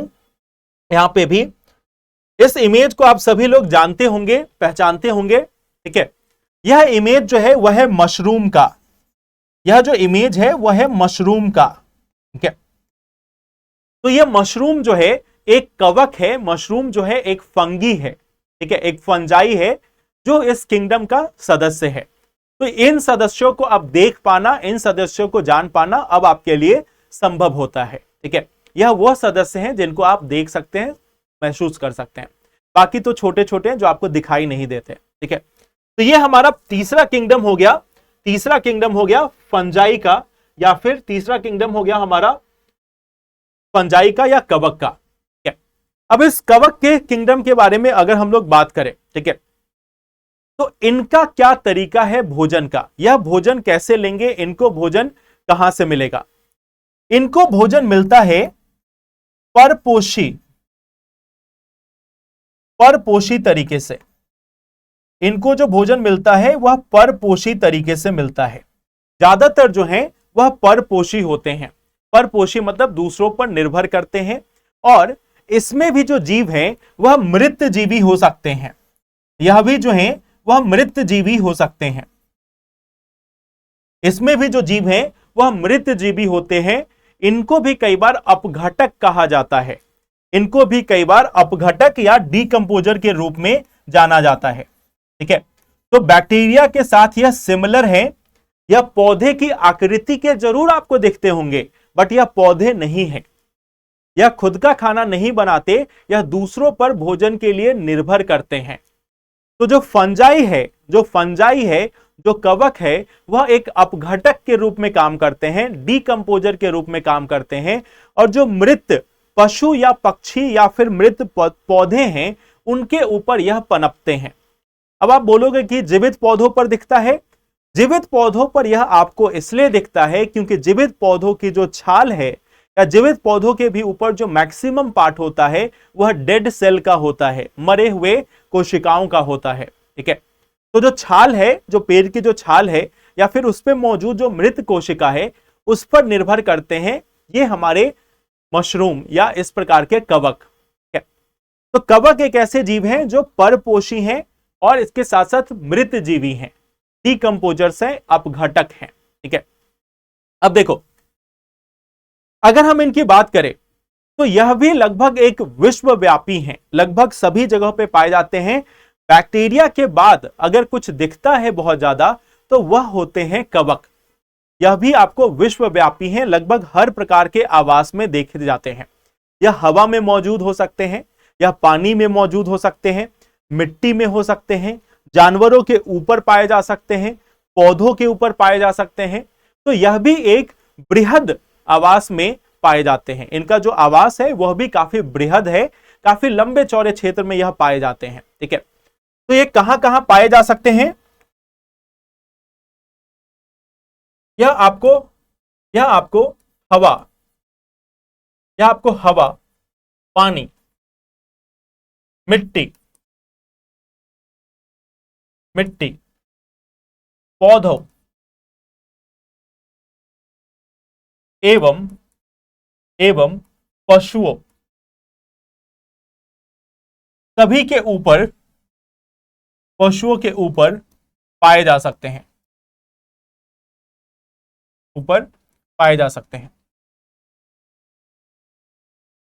पाए जा सकते हैं।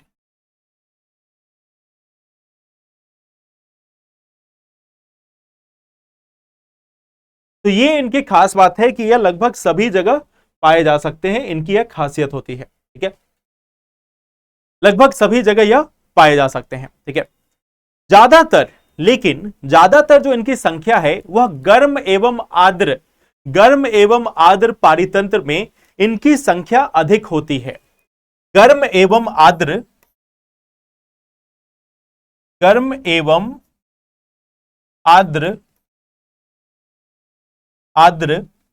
पारितंत्र में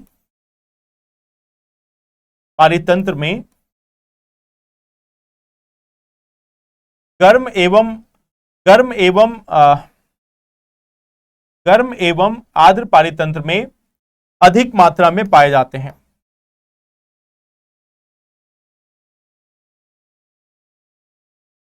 अधिक मात्रा पाई जाती है।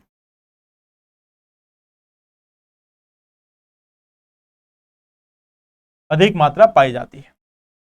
तो यह भी इनकी खास बात है कि वैसे तो विश्वव्यापी हैं, सभी जगह पाए जाते हैं, लेकिन ज्यादातर गर्म एवं आर्द्र जगहों पर इनकी जो एक तरीके से पाए जाने की जो टेंडेंसी है वो अधिक है, ज्यादातर यहाँ पे पाए जाएंगे। क्यों ज्यादातर यहाँ पे पाए जाते हैं? क्योंकि यहाँ पे अपघटन जो है, यानी कि जो डीकंपोजिशन है वह आसान होता है। जहां पे गर्म एवं आर्द्र जगह है वहां पे डिकम्पोजिशन आसान होता है, अपघटन आसान होता है, तो यहाँ पे इनकी अधिकता देखी जाती है, यह अधिक मात्रा में पाए जाते हैं। ठीक है, देखो एक और चीज है कि कभी कभी यह सहजीवी के रूप में भी पाए जाते हैं, कभी कभी यह सहजीवी के रूप में भी पाए जाते हैं। ठीक है, कभी कभी सहजीवी के रूप में भी पाए जाते हैं, सहजीवी रूप में पाए जाते हैं।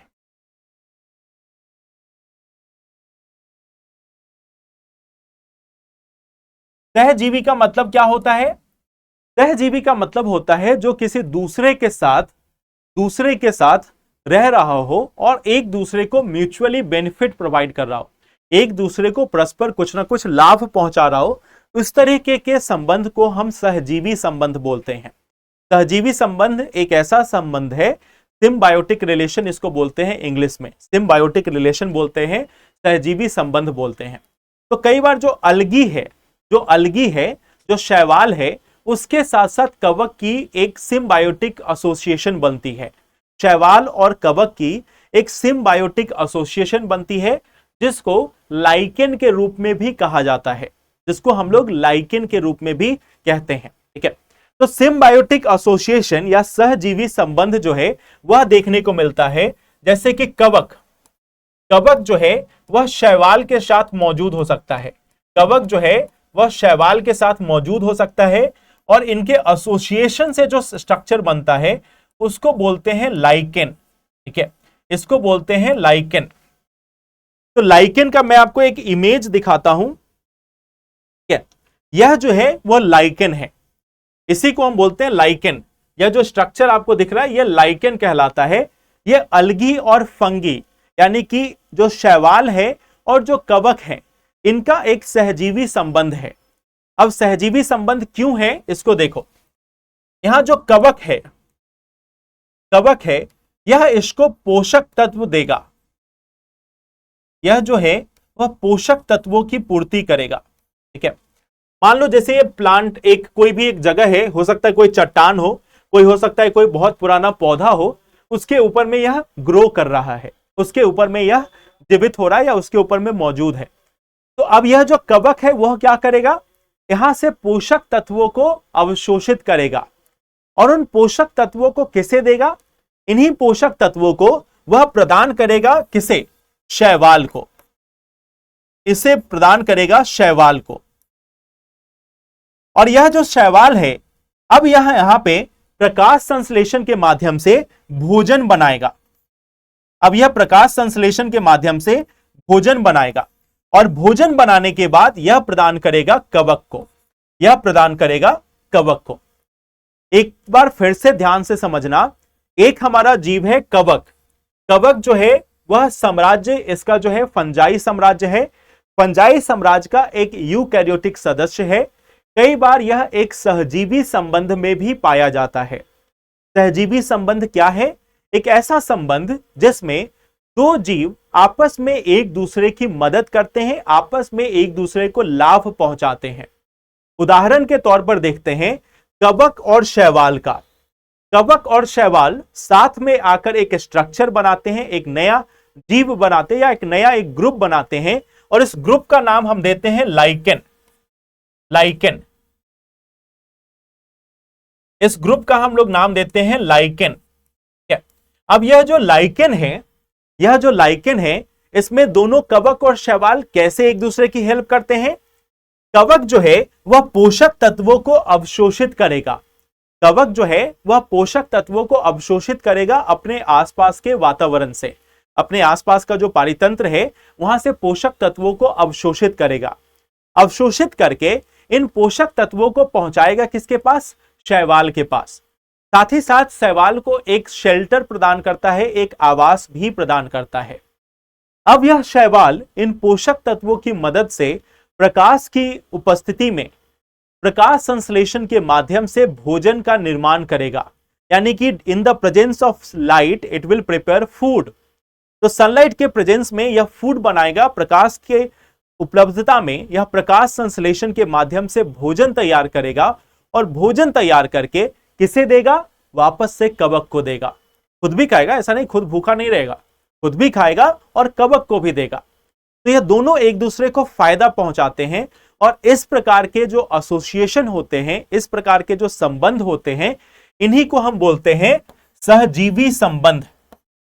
इन्हीं को बोलते हैं सहजीवी संबंध। सहजीवी संबंध। क्या? तो ये हमारा लाइकेन है, ये हमारा एक ग्रुप है जिसको बोलते हैं लाइकेन। आई होप ये दोनों क्लियर है।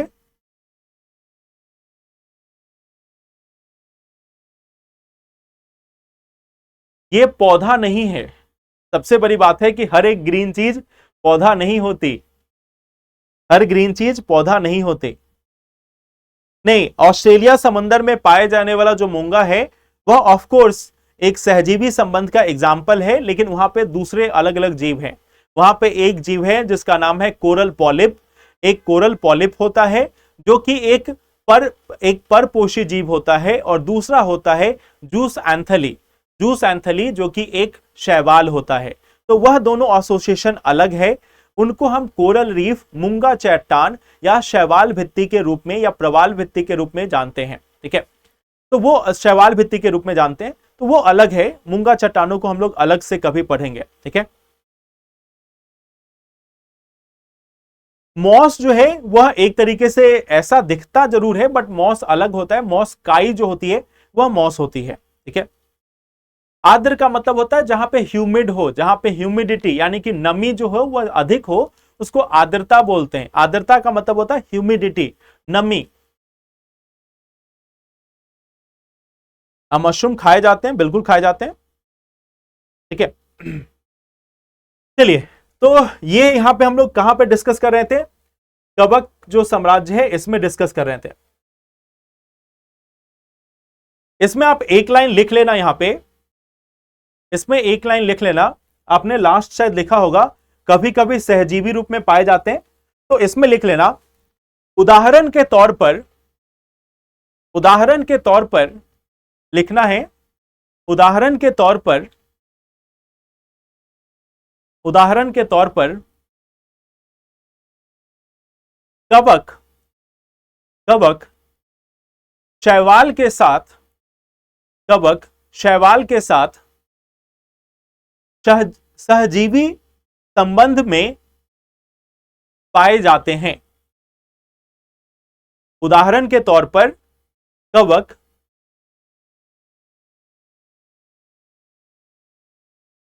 उदाहरण के तौर पर कवक शैवाल के साथ सहजीवी संबंध में पाए जाते हैं। इनके द्वारा लाइकेन बनाया जाता है। इनके द्वारा लाइकेन बनाया जाता है। इनके द्वारा लाइकेन बनाया जाता है। इनके द्वारा लाइकेन बनाया जाता है।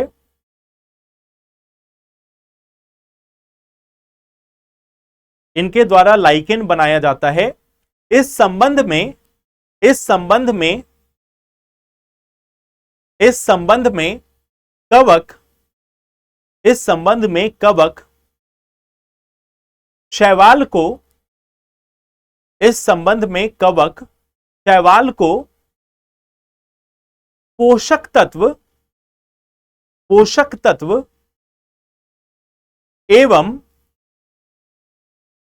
एवं आवास प्रदान करते हैं, एवं आवास प्रदान करते हैं। वहीं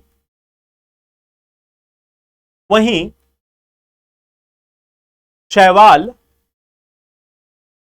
वहीं शैवाल प्रकाश संश्लेषण के माध्यम से, वहीं शैवाल प्रकाश संश्लेषण के माध्यम से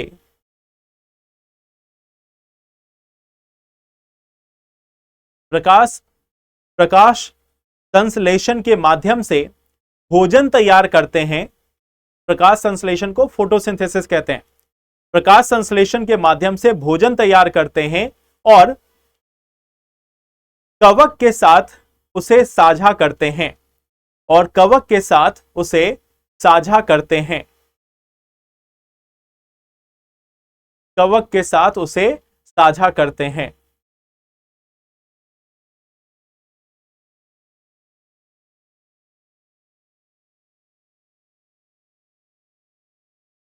हाँ, मोनेरा और प्रोटिस्टा जो है वो दोनों यूनिसेलुलर है, कोशिकीय संरचना है। कवक जो है वो बहुकोशिकीय या उत्तक संरचना है। ठीक है, तो ये हमारा तीसरा किंगडम हो गया कवक या फंजाई। फंजाई साम्राज्य के बाद अब आते हैं प्लांटी साम्राज्य के तरफ। प्लांटी साम्राज्य, प्लांटी साम्राज्य यानी कि पौधा साम्राज्य। जो हमारा पौधा साम्राज्य है उसे हम बोलते हैं प्लांटी साम्राज्य। किंगडम प्लांटे या साम्राज्य प्लांटी, आखिर ये है क्या, इसको देखते हैं। ठीक है, यह कौन सा जीव होगा? अच्छा ये बताओ, यह यूकैरियोटिक होगा या प्रोकैरियोटिक होगा? इसकी जो कोशिका होंगी वह यूकैरियोटिक होंगी या प्रोकैरियोटिक?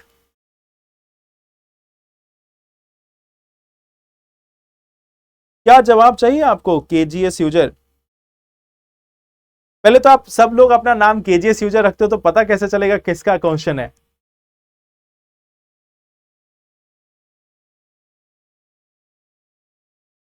किसमें कोशिका भित्ति? जो हमारा पहला फंगी जो है उसके बारे में पूछ रहे हो? हाँ, कोशिका भित्ति जो है ना, ये पॉसिबल हो सकते हैं। जो फंगी है ना उसमें उपस्थित रहती है, कोशिका भित्ति फंगी में उपस्थित होगी। जो फंजाई है उसमें कोशिका भित्ति मौजूद होगी।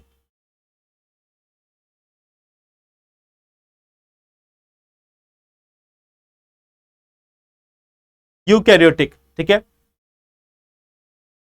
उत्तक का मतलब टिश्यू होता है, सेल से बनके निर्माण होता है। कोशिका जो है वो मिलकर निर्माण करती है उत्तकों का, सेल जो है वो मिलकर निर्माण करते हैं टिश्यूज का, उसी को उत्तक कहा जाता है। ठीक है, तो ये जो है वह यूकैरियोटिक होगी। सबसे पहली बात क्या है, यह होगी हमारी यूकैरियोटिक। यूकैरियोटिक। एक चीज देखो, जो हम लोगों ने पहला लिखा ना फंजाई, फंजाई में आप एक चीज लिख लेना कि फंजाई में हमारी जो कोशिका भित्ति होती है वो मौजूद होती है, उपस्थित होती है। फंजाई में एक लाइन ऐड कर लेना, कोशिका भित्ति मौजूद होती है। अगर हम प्लांटी की बात करें तो प्लांटी जो है वह यूकैरियोटिक है, इसमें भी कोशिका भित्ति मौजूद होगी, इसमें भी हमारी कोशिका भित्ति जो है वह मौजूद होती है,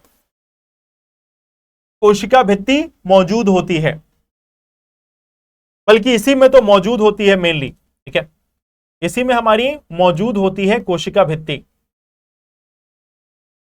इसमें हमें कोशिका भित्ति पाई जाती है, मौजूद होती है। ठीक है, केंद्रक वगैरह सब चीज होगा, यूकैरियोटिक है तो उसमें तो कोई बात ही नहीं।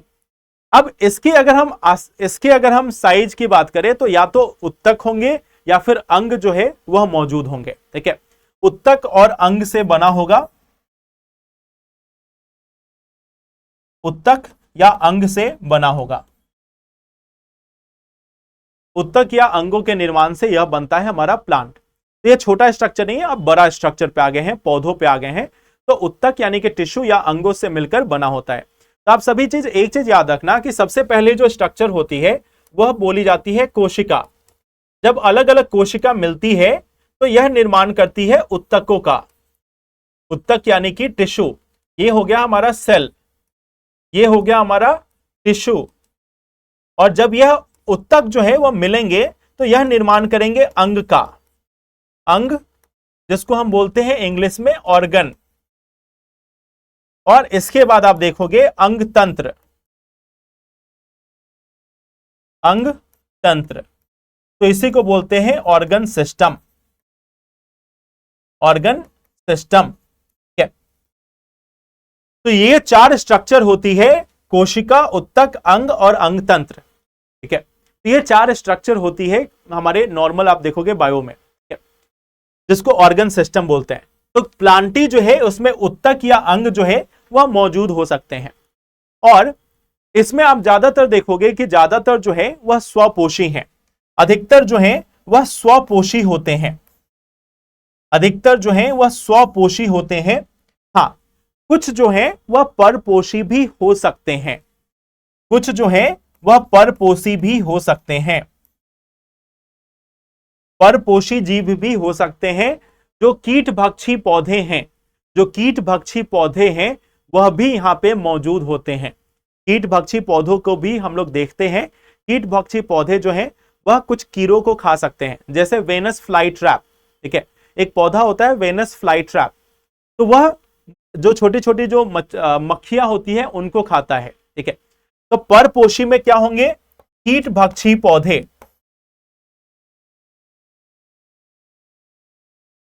कीटभक्षी पौधा, कीटभक्षी पौधा। और ज्यादातर जो होंगे वह स्वपोषी होंगे, ज्यादातर जो है वह खुद का खाना खुद से बनाते हैं।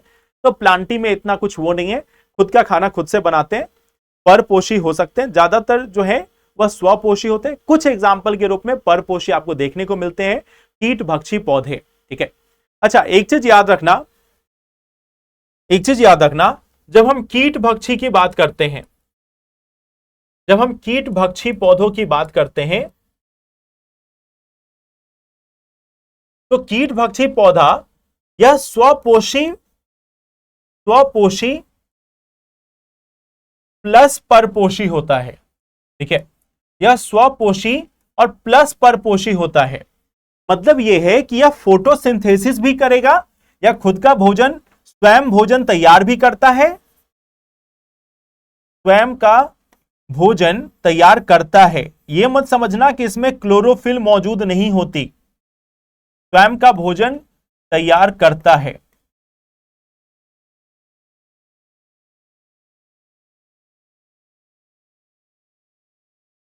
ठीक है, तो फिर यह परपोषी क्यों है? क्यों कीड़े मकोड़ों को खाता है? ऐसा नहीं कि इसको नॉन वेजिटेरियन खाने का एक आदत लग गया या इसको शौक चढ़ गया कि चलो लेट्स ट्राई समथिंग न्यू, कि कुछ नया खाकर देखते हैं। ऐसा नहीं है। ठीक है, ऐसा नहीं कि ये सोचा कि चलो बाहर दोस्तों के साथ पार्टी करने में कुछ नया खाकर ट्राई करते हैं, यह कोई बात नहीं है। ठीक है, परपोषी यह इसलिए होता है या कीड़े मकोड़ों को इसलिए खाता है क्योंकि इसके आसपास के वातावरण में पोषक तत्वों की कमी होती है।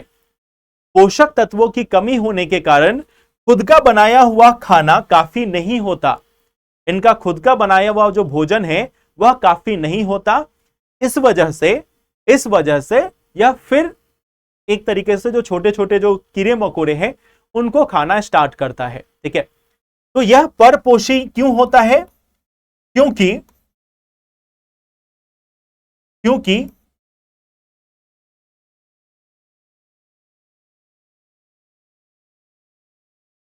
क्योंकि इसके आवास में पोषक तत्वों की कमी होती है, पोषक तत्वों की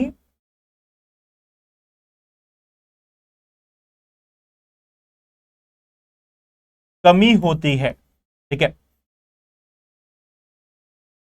तो एक चीज को आप यहां पे याद रखना कि जो कीटभक्षी पौधे होते हैं, इंसेक्टिवोरस प्लांट, जैसे आपने देखा होगा पिचर प्लांट, जग के आकार का इसका पौधा होता है। एग्जाम्पल में मैं आपको कुछ फिगर यहां दिखा देता हूं। ठीक है,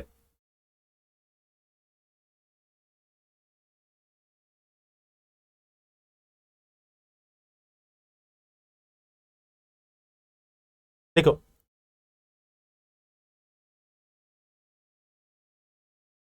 ये एक हमारा पौधा है, जस्ट 1 सेकेंड।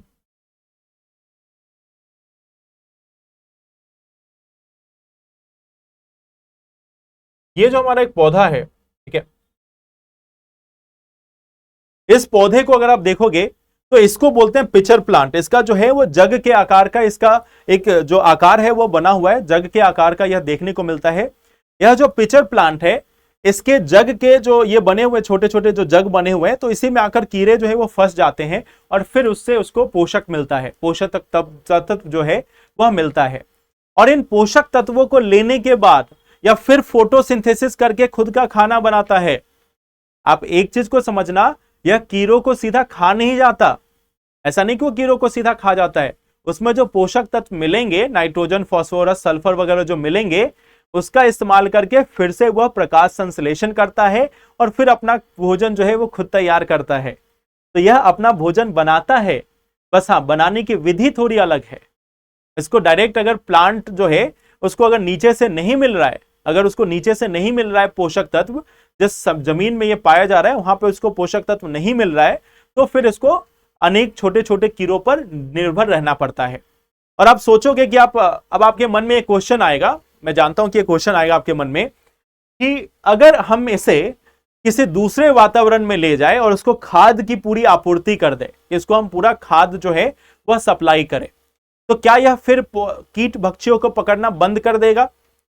अगर मान लेते हैं कि इसको हम दूसरे जगह लेकर जाएं और इसको फिर हम बोल दें कि भाई तुमको अब प्रॉपर मात्रा में खाद मिल रही है, अब तुम कीट भक्षियों को पकड़ना बंद कर दो, तो क्या यह बंद करेगा? आप खुद सोचो कि जिसकी सदियों से एक आदत चली आ रही है, उसको क्या आप एक दिन में छुड़वाना चाहते हो?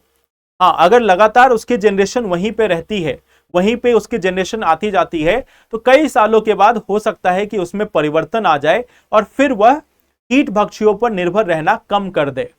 ठीक है, बट अभी एज ए डिफॉल्ट तो यह पकड़ेगा ही ना।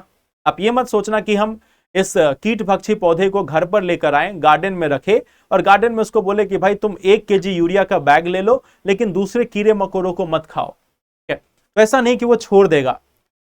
आवास मतलब हैबिटाट, इसको इंग्लिश में हैबिटाट बोलते हैं, जहां पे कोई जो पशु पक्षी है या कोई भी जो पौधा है वो पाया जाता है। तो अगर आप इसको लेकर आओ गार्डन में रख दो, बोलो कि तुम्हारा अब पूरे खाने की व्यवस्था है, दूसरे कीट भक्षियों को मत खाओ, तो ऐसा नहीं कि छोड़ देगा। ठीक है, इसकी एक आदत बन चुकी है, इसका एक एडेप्टेशन है, तो उसको रातों रात चेंज नहीं करेगा। हाँ, कई जनरेशंस के बाद मान लो इसकी यहीं पे जनरेशन बढ़ती गई, तो एक समय के बाद इसमें परिवर्तन ऑफ कोर्स आ सकता है, परिवर्तन जो है वो आ सकता है, लेकिन उसमें हजारों वर्ष लगेंगे। ठीक है, ये आपको मिल सकता है, पिचर प्लांट जो है ना वो बेचा जाता है, नर्सरी वगैरह में बेचा जाता है, आप मिल सकता है। देखो, अब ये देखो, ये जो पिचर प्लांट होता है ना, ये बहुत ही चमकीला होता है। जैसे इसमें आपको उतना ग्रो नहीं दिख रहा है, बट बहुत ही बेहतरीन कलर का आपको दिखेगा। ठीक है, जैसे एग्जांपल के तौर पे देखो, ये आपको जब बाहर में ग्रो करेगा तो बेहतरीन कलर का आपको दिखेगा। जब ये बेहतरीन कलर का होता है ना, तो इस पे जो कीड़े मकोड़े हैं वो खुद अट्रैक्ट होते हैं और अट्रैक्ट होकर अंदर की तरफ जाने लगते हैं। जैसे अंदर की तरफ जाएंगे, फंस जाएंगे, उसी में रह जाएंगे। तो ये इसका तरीका है। ये ऐसा नहीं कि जाके पकड़ के लेके आता है, वैसा नहीं होता। ठीक है, इस पे जो कीड़े हैं वो टेम्प्टेड होते हैं, मतलब इसकी तरफ जाने के लिए आकर्षित होते हैं। ये इसकी मेन बात होती है, यह जो है वो इसकी तरफ जाने के लिए आकर्षित होते हैं। यह यहां पे इसका मेन पहलू है। चलो, तो वापस आते हैं कीट भक्षी पौधों पर। कीट भक्षी पौधे क्या करते हैं, आई होप क्लियर है।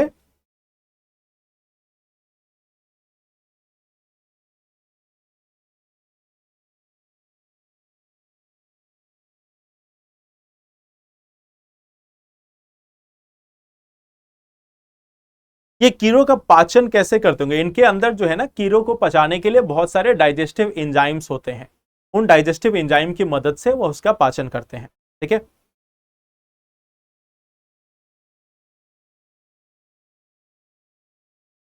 हाँ, इसमें अलग अलग प्रकार के पौधे आते हैं।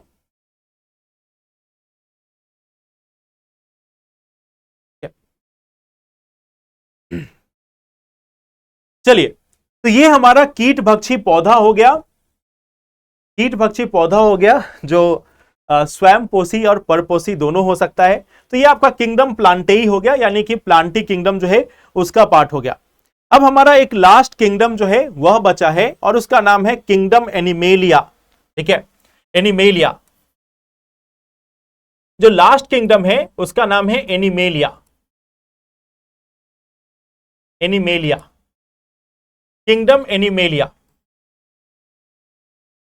अब ये जो किंगडम एनिमेलिया है उसमें क्या आएंगे, कौन से होंगे? बेसिकली बहुत ही सिंपल सा है, यह जो है वह यूकैरियोटिक होते हैं।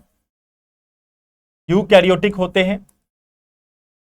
इनके अंदर कोशिका भित्ति, इनके अंदर कोशिका भित्ति उपस्थित होगी या अनुपस्थित होंगी? इसके अंदर में कोशिका भित्ति उपस्थित होगी या अनुपस्थित होगी, प्रेजेंट होगी या एब्सेंट?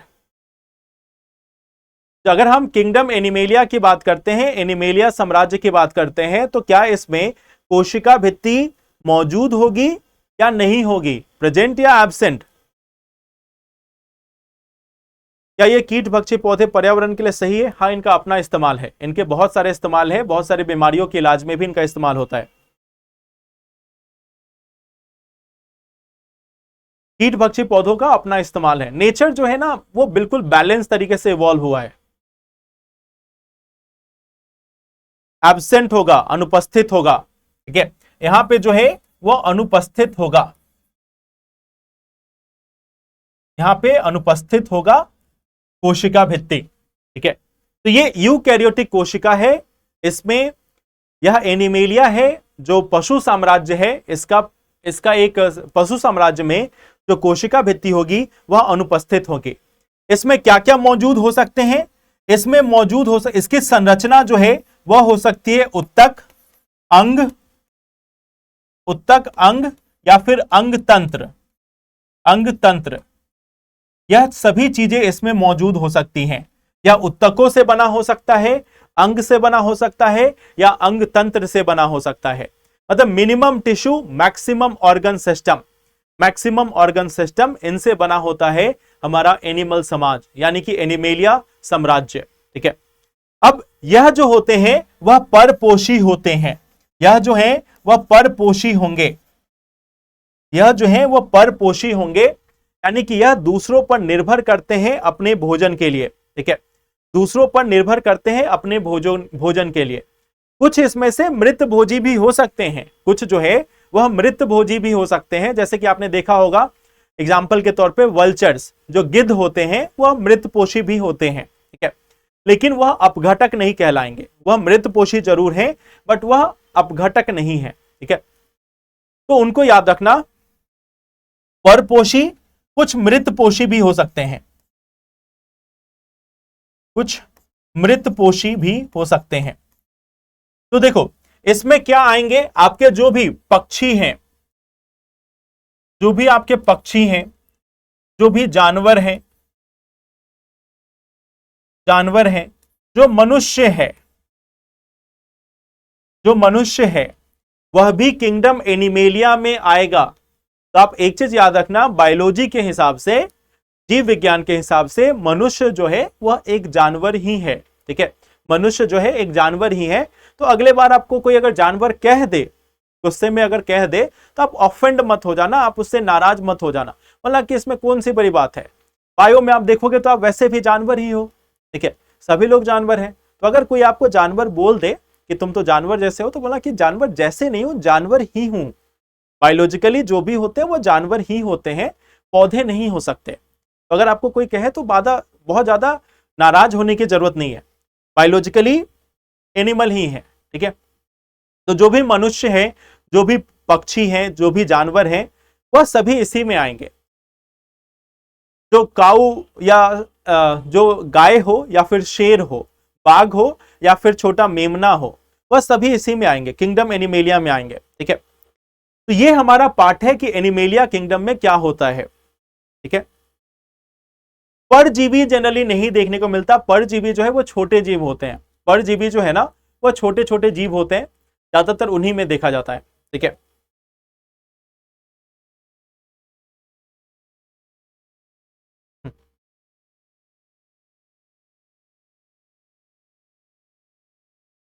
कोई बात नहीं, अगर किसी ने आपको जानवर कह भी दिया है तो इसमें परेशान होने की जरूरत नहीं है।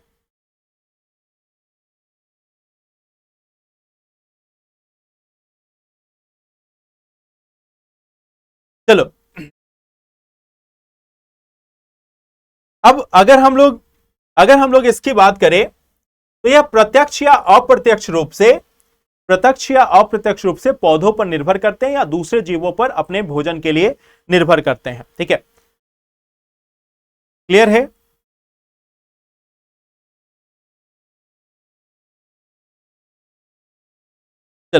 तो ये हमारा किंगडम एनिमेलिया है, इसमें बहुत ज्यादा कुछ है नहीं।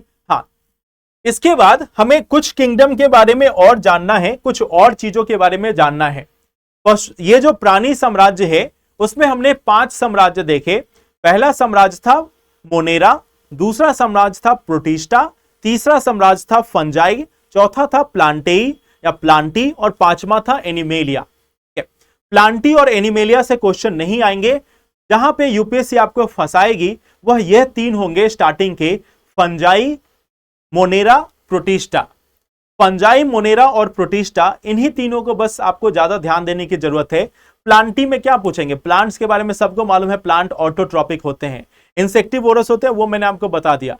एनिमल्स के बारे में इससे नहीं पूछेंगे कि एनिमेलिया किंगडम की क्या खास बात होती है, ठीक है, एनिमेलिया किंगडम की क्या खास बात आती है, ये यहां पे नहीं पूछा जाएगा, ठीक है। हाँ, जो मोनेरा है, प्रोटिस्टा है, इसमें आपको ज्यादातर क्वेश्चन बनते हैं कि प्रोकैरियोटिक यूकैरियोटिक कौन सा होगा। जो प्रोटिस्टा है उसके एग्जाम्पल क्या है, जो मोनेरा है उसके एग्जाम्पल क्या है, ठीक है। प्रोटिस्टा में हमने देखा था कि ज्यादातर जो जीव हैं वो जलीय जीव होते हैं, और बाकी जो है हमने देखा था किंगडम मोनेरा में एकमात्र साम्राज्य, एकमात्र जीव है जिसका नाम है बैक्टीरिया, ठीक है। तो ये एक बात हो गई।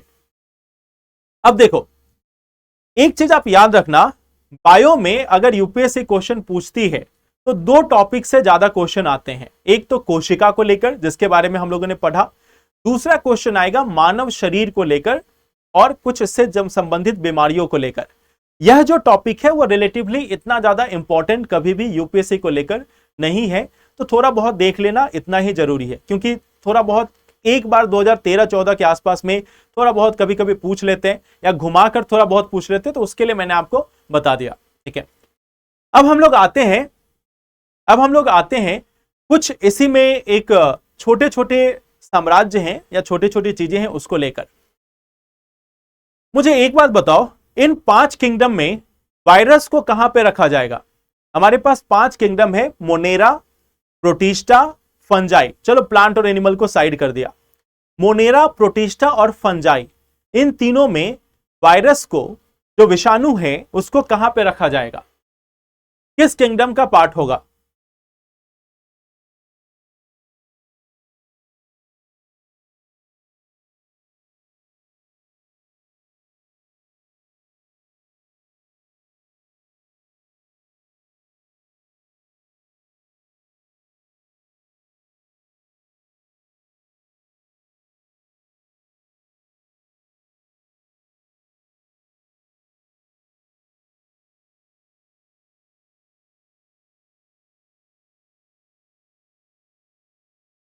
कुछ लोग बोल रहे हैं,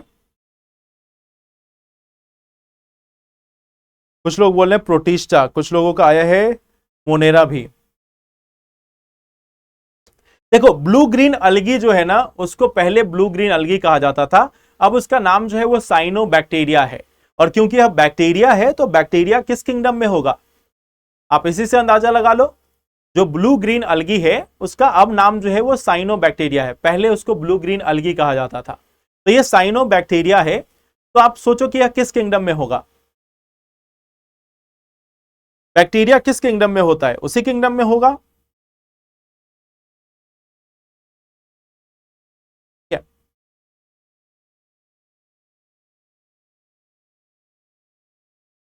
अब देखो, अब यहां पे वायरस की अगर हम बात करते हैं, यह किसी भी साम्राज्य में नहीं है, किसी भी साम्राज्य में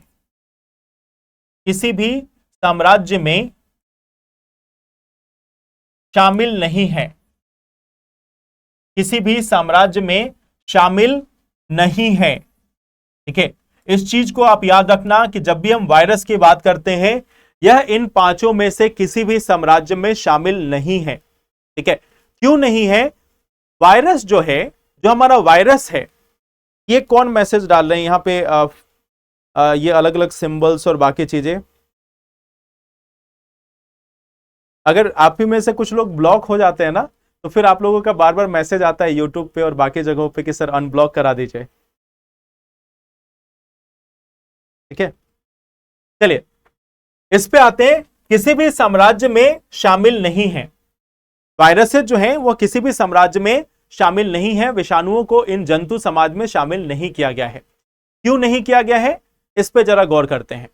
अगर वायरस का हम स्ट्रक्चर देखें, अगर वायरस की संरचना देखें, तो वायरस जो है वह ना तो एक जीवित प्राणी के रूप में बिहेव नहीं करता, उसकी तरह से इसका बर्ताव नहीं है। यह सिर्फ कुछ आनुवांशिक सामग्रियों का एक तरीके से एक गुच्छा है, या आनुवांशिक सामग्री के रूप में सिर्फ मौजूद है। हो सकता है यह डीएनए का एक पार्ट है या आरएनए का एक पार्ट है, ज्यादातर आरएनए होते हैं, कुछ में डीएनए भी मौजूद हो सकता है। तो यह सिर्फ एक आनुवांशिक सामग्री है, इसका ना तो कोई प्लाज्मा झिल्ली है, यानी कि इसका ना तो कोई कोशिका झिल्ली है, ना ही कुछ और है। तो जब यह किसी कोशिका के बाहर होगा तब यह काम नहीं करता। जब भी यह किसी बाहरी वातावरण में मौजूद हो, जहां पे यह किसी लिविंग ऑर्गेनिज्म में ना हो, तो यह काम नहीं करता। यह सिर्फ एक जेनेटिक मटेरियल या आनुवांशिक सामग्री के रूप में होता है, आनुवांशिक सामग्री के रूप में होता है। आनुवांशिक सामग्री डीएनए या आरएनए, डीएनए या आरएनए के रूप में मौजूद होता है, के रूप में मौजूद होता है, मौजूद होता है। यह जो है वह सिर्फ डीएनए या आरएनए के रूप में मौजूद होता है।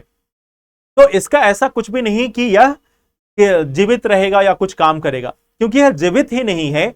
तो इसी के लिए इसको हम जंतु किंगडम में, जंतु साम्राज्य में या पौधों और पशु साम्राज्य में इंक्लूड नहीं करते। ठीक है, अब इसके साथ साथ कुछ और चीजें। अब मान लो अगर हम इस वायरस को लैब में रेप्लिकेट कराना चाहें, कृत्रिम रूप से अगर हम इसको बढ़ाना चाहें, तो क्या यह बढ़ाया जा सकता है? क्या यह कृत्रिम रूप से तैयार किया जा सकता है लैब में? Answer is no. कृत्रिम रूप से इसको लैब में तैयार नहीं किया जा सकता, क्योंकि वायरस तभी रेप्लिकेट होता है जब वह किसी जीवित सेल के अंदर मौजूद हो। यह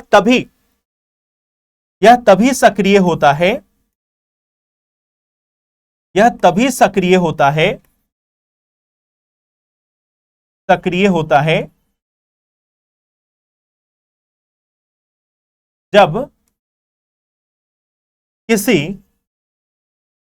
जब किसी सजीव कोशिका के अंदर हो, कोशिका के अंदर हो।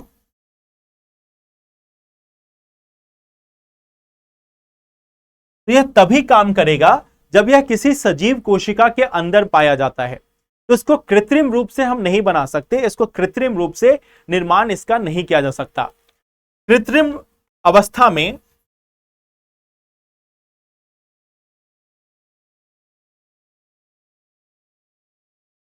अवस्था में बनाया नहीं जा सकता, बनाया नहीं जा सकता। ठीक है, अब यहां पे कृत्रिम अवस्था का मतलब समझना। कृत्रिम अवस्था का मतलब होता है कि जैसे मान लो कि हमने एक बाउल लिया, एक प्लेट लिया, एक प्लेट या पेट्री डिश लिया, और उसमें बैक्टीरिया को रेप्लिकेट करना चाह के खुद से तुम बढ़ जाओ, हम तुमको न्यूट्रिशन दे रहे हैं। ठीक है, हम तुम्हें सारी सामग्री दे रहे हैं, तुम खुद से बढ़ने की कोशिश करो, तो फिर वह नहीं बढ़ेगा। कृत्रिम अवस्था का मतलब यहां पे ये होता है, ठीक है, कि एक हमने उसको एक सुटेबल एनवायरनमेंट दे दिया, जिसमें हमने उसको न्यूट्रिएंट की पूरी सप्लाई दे दी, जो किसी भी सेल के लिए, किसी भी कोशिका के आगे बढ़ने के लिए जो चीजें चाहिए उसको हमने वहां पर प्रदान कर दी कि भाई लो, तुम्हें न्यूट्रिएंट मिल गया, तुम्हें ऑक्सीजन मिल गया, सभी चीजें सप्लाई कर दी। अब तुम आगे बढ़ने की कोशिश करो, अपने आप को बनाने की कोशिश करो, अपने आप को मल्टीप्लाई कराने की, अपने आप का जो संख्या है उसको बढ़ाने की कोशिश करो। तो फिर यह इनएक्टिव ही रहेगा, निष्क्रिय ही रहेगा। इस चीज को जरा ध्यान से समझना कि क्या होता है कृत्रिम अवस्था का यहां पे मतलब। ठीक है, कि अगर हमने एक बाउल दिया, एक पेट्री डिश रखा एक लैब में, किसी बाउल में, किसी स्ट्रक्चर में, हमने उसको सभी सुविधाएं दे दी कि भाई तुम्हें जितना भी न्यूट्रिएंट चाहिए था, जितना भी पोषक तत्व चाहिए था, वह हमने दे दिया। ऑक्सीजन तुम्हें चाहिए था, वह भी हमने दे दिया। तभी व्यवस्था कर दी, टेम्परेचर भी एम्बियंट है। अब अपने आप को मल्टीप्लाई कराने की कोशिश करो, अपने आप की संख्या को बढ़ाने की कोशिश करो, तो यह वायरस अपनी संख्या को बढ़ा नहीं पाएगा।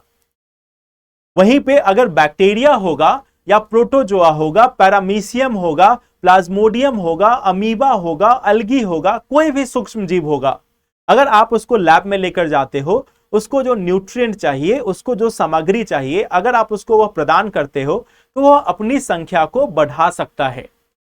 तो कल्चर बनाने का मतलब या उसको लेबोरेटरी में बनाने का मतलब यह होता है, ठीक है। हाँ, अगर आप उसको लैब में ले जाओ, किसी सेल के अंदर में डाल के बढ़ाओ, तो ऑफकोर्स बढ़ेगा। बट यहां पे कृत्रिम अवस्था में बनाने का मतलब यह होता है कि आर्टिफिशियल मीडियम में वह खुद से नहीं बढ़ेगा, नेचुरल मीडियम चाहिए उसको, एक लिविंग मीडियम चाहिए, एक सजीव माध्यम चाहिए, तभी वह आगे बढ़ सकता है, तभी वह अपनी संख्या को बढ़ा सकता है, ठीक है। तो इस चीज को समझना आपके लिए सबसे जरूरी है कि कृत्रिम अवस्था का यहां पे मतलब क्या होता है, ठीक है। क्लियर है? क्या क्वेश्चन है ये? आपका नाम है, आपने लिखा है IS निधि कुमारी आर्या, आपने क्या क्वेश्चन पूछा है? आपके नाम के हिसाब से क्या वो सूट करता है?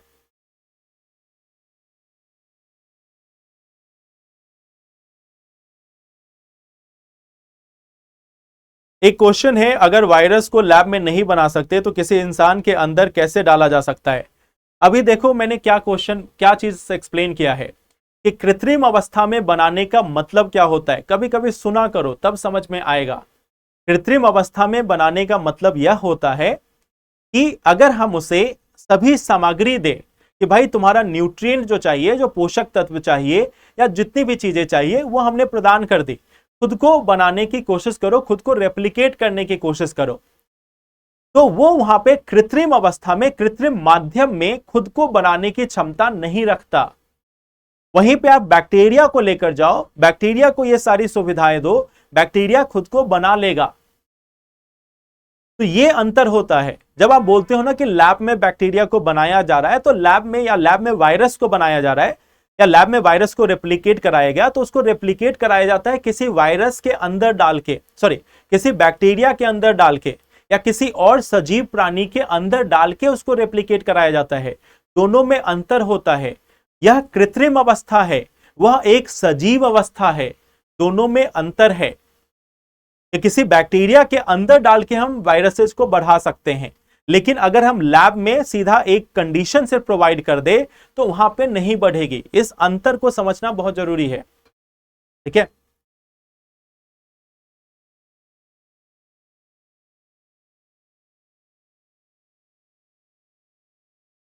किसी दूसरे जीव के साथ में लाके उसको बढ़ा सकते हैं, अकेले नहीं बढ़ा सकते।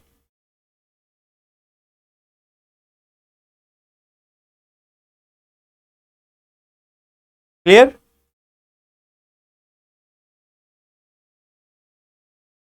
वायरस को नष्ट किया जा सकता है। देखो वायरस जो है वो जेनेटिक मटेरियल है, तो जेनेटिक मटेरियल को शरीर के अंदर नष्ट करना जो है वो काफी मुश्किल होता है।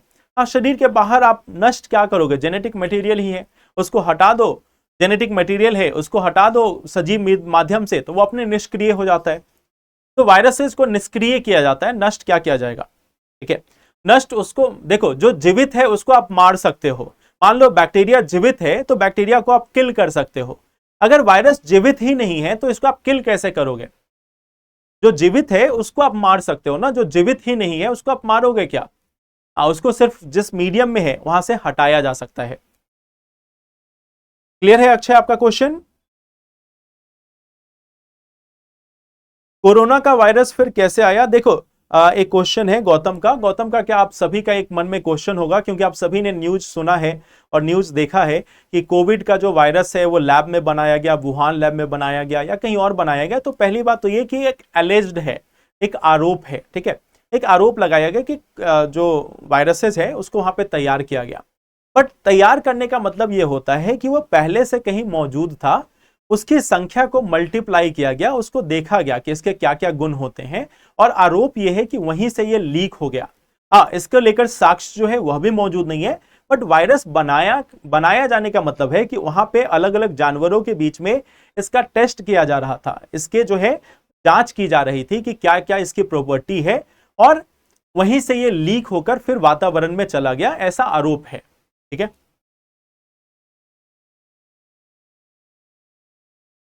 वायरस जो है जब हमारे शरीर के अंदर आता है, जब हमारे शरीर के अंदर आता है तो हमारी कोशिका को, हमारी कोशिका के अंदर आने के बाद यह एक्टिव हो जाता है, सक्रिय हो जाता है, और सक्रिय होने के बाद यह अपनी संख्या को बढ़ाता है। जो हमारा सेल, मान लो हमारा सेल का एक काम है, सपोज हमारी लाल रक्त कोशिकाएं हैं, लाल रक्त कोशिकाओं का अपना काम है। अगर वायरस ने इसको अटैक किया, वायरस के अटैक का मतलब क्या होता है कि वायरस का जो जेनेटिक मटेरियल है वह इस कोशिका के अंदर आ गया। अब कोशिका में आने के बाद इसके कार्यों में परिवर्तन ला देगा कि पहले आरबीसी जो है वह क्या काम कर रहा था, वह हीमोग्लोबिन के माध्यम से ऑक्सीजन का ट्रांसपोर्ट कर रहा था। लेकिन जैसे ही इसमें वायरस आ गया, हो सकता है यह अपना काम करना बंद कर दे, या यह जो हमारा जो कोशिका है वह नष्ट हो जाए। तो यह चेंज आता है कि वायरस जब आता है तो हमारे सेल को इन्फेक्ट कर देता है, उसका जो नॉर्मल डे टू डे का काम जो है, वो उसका जो दैनिक कार्य है उसको बाधित कर देता है। तो उसी को हम संक्रमण बोलते हैं कि वायरस का इन्फेक्शन है। ठीक है,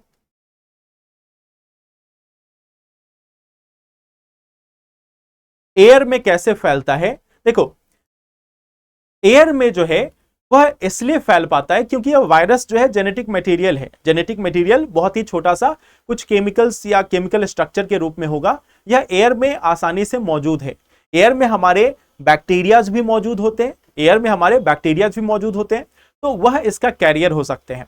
या फिर कुछ जो वायरसेज है, जैसे मान लो जब कोई भी व्यक्ति छींकता है तो छींकने के साथ जो स्नीजिंग होती है उसके साथ जो पानी की जो ड्रॉपलेट्स निकलेंगी, जो वाटर ड्रॉपलेट्स निकलेगी, उस वाटर ड्रॉपलेट में वायरसेज हो सकते हैं, और वह वाटर ड्रॉपलेट फिर लोगों के बीच में एक व्यक्ति से दूसरे व्यक्ति तक स्प्रेड हो सकता है।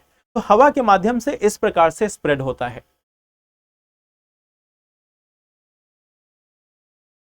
सिम्टम्स हर वायरस के अलग होंगे, सिम्टम्स पे हम लोग जा ही नहीं रहे। सिम्टम्स जो है वो फिर मेडिकल केस आता है कि हर एक वायरस जो है उसका अलग अलग सिम्टम होता है। ठीक है,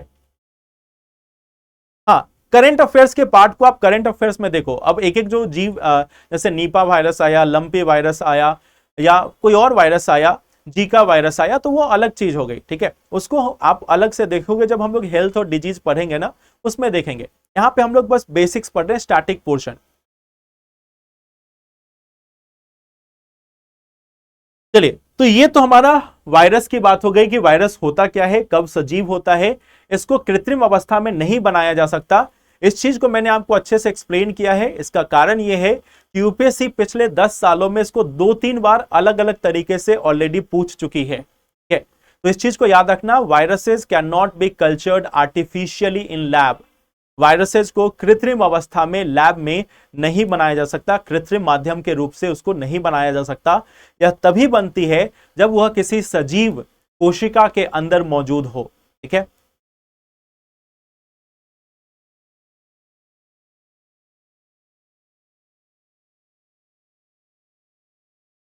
क्लियर?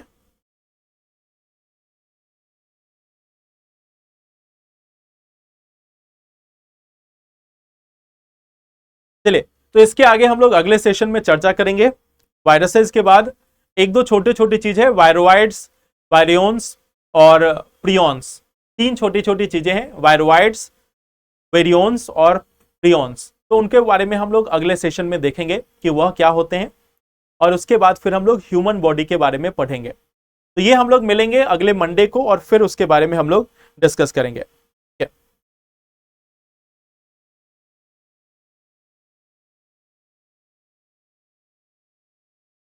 चलिए, तो let's meet in the next session, और फिर हम लोग बाकी चीजों को डिस्कस करते हैं। Thank you everyone, take care.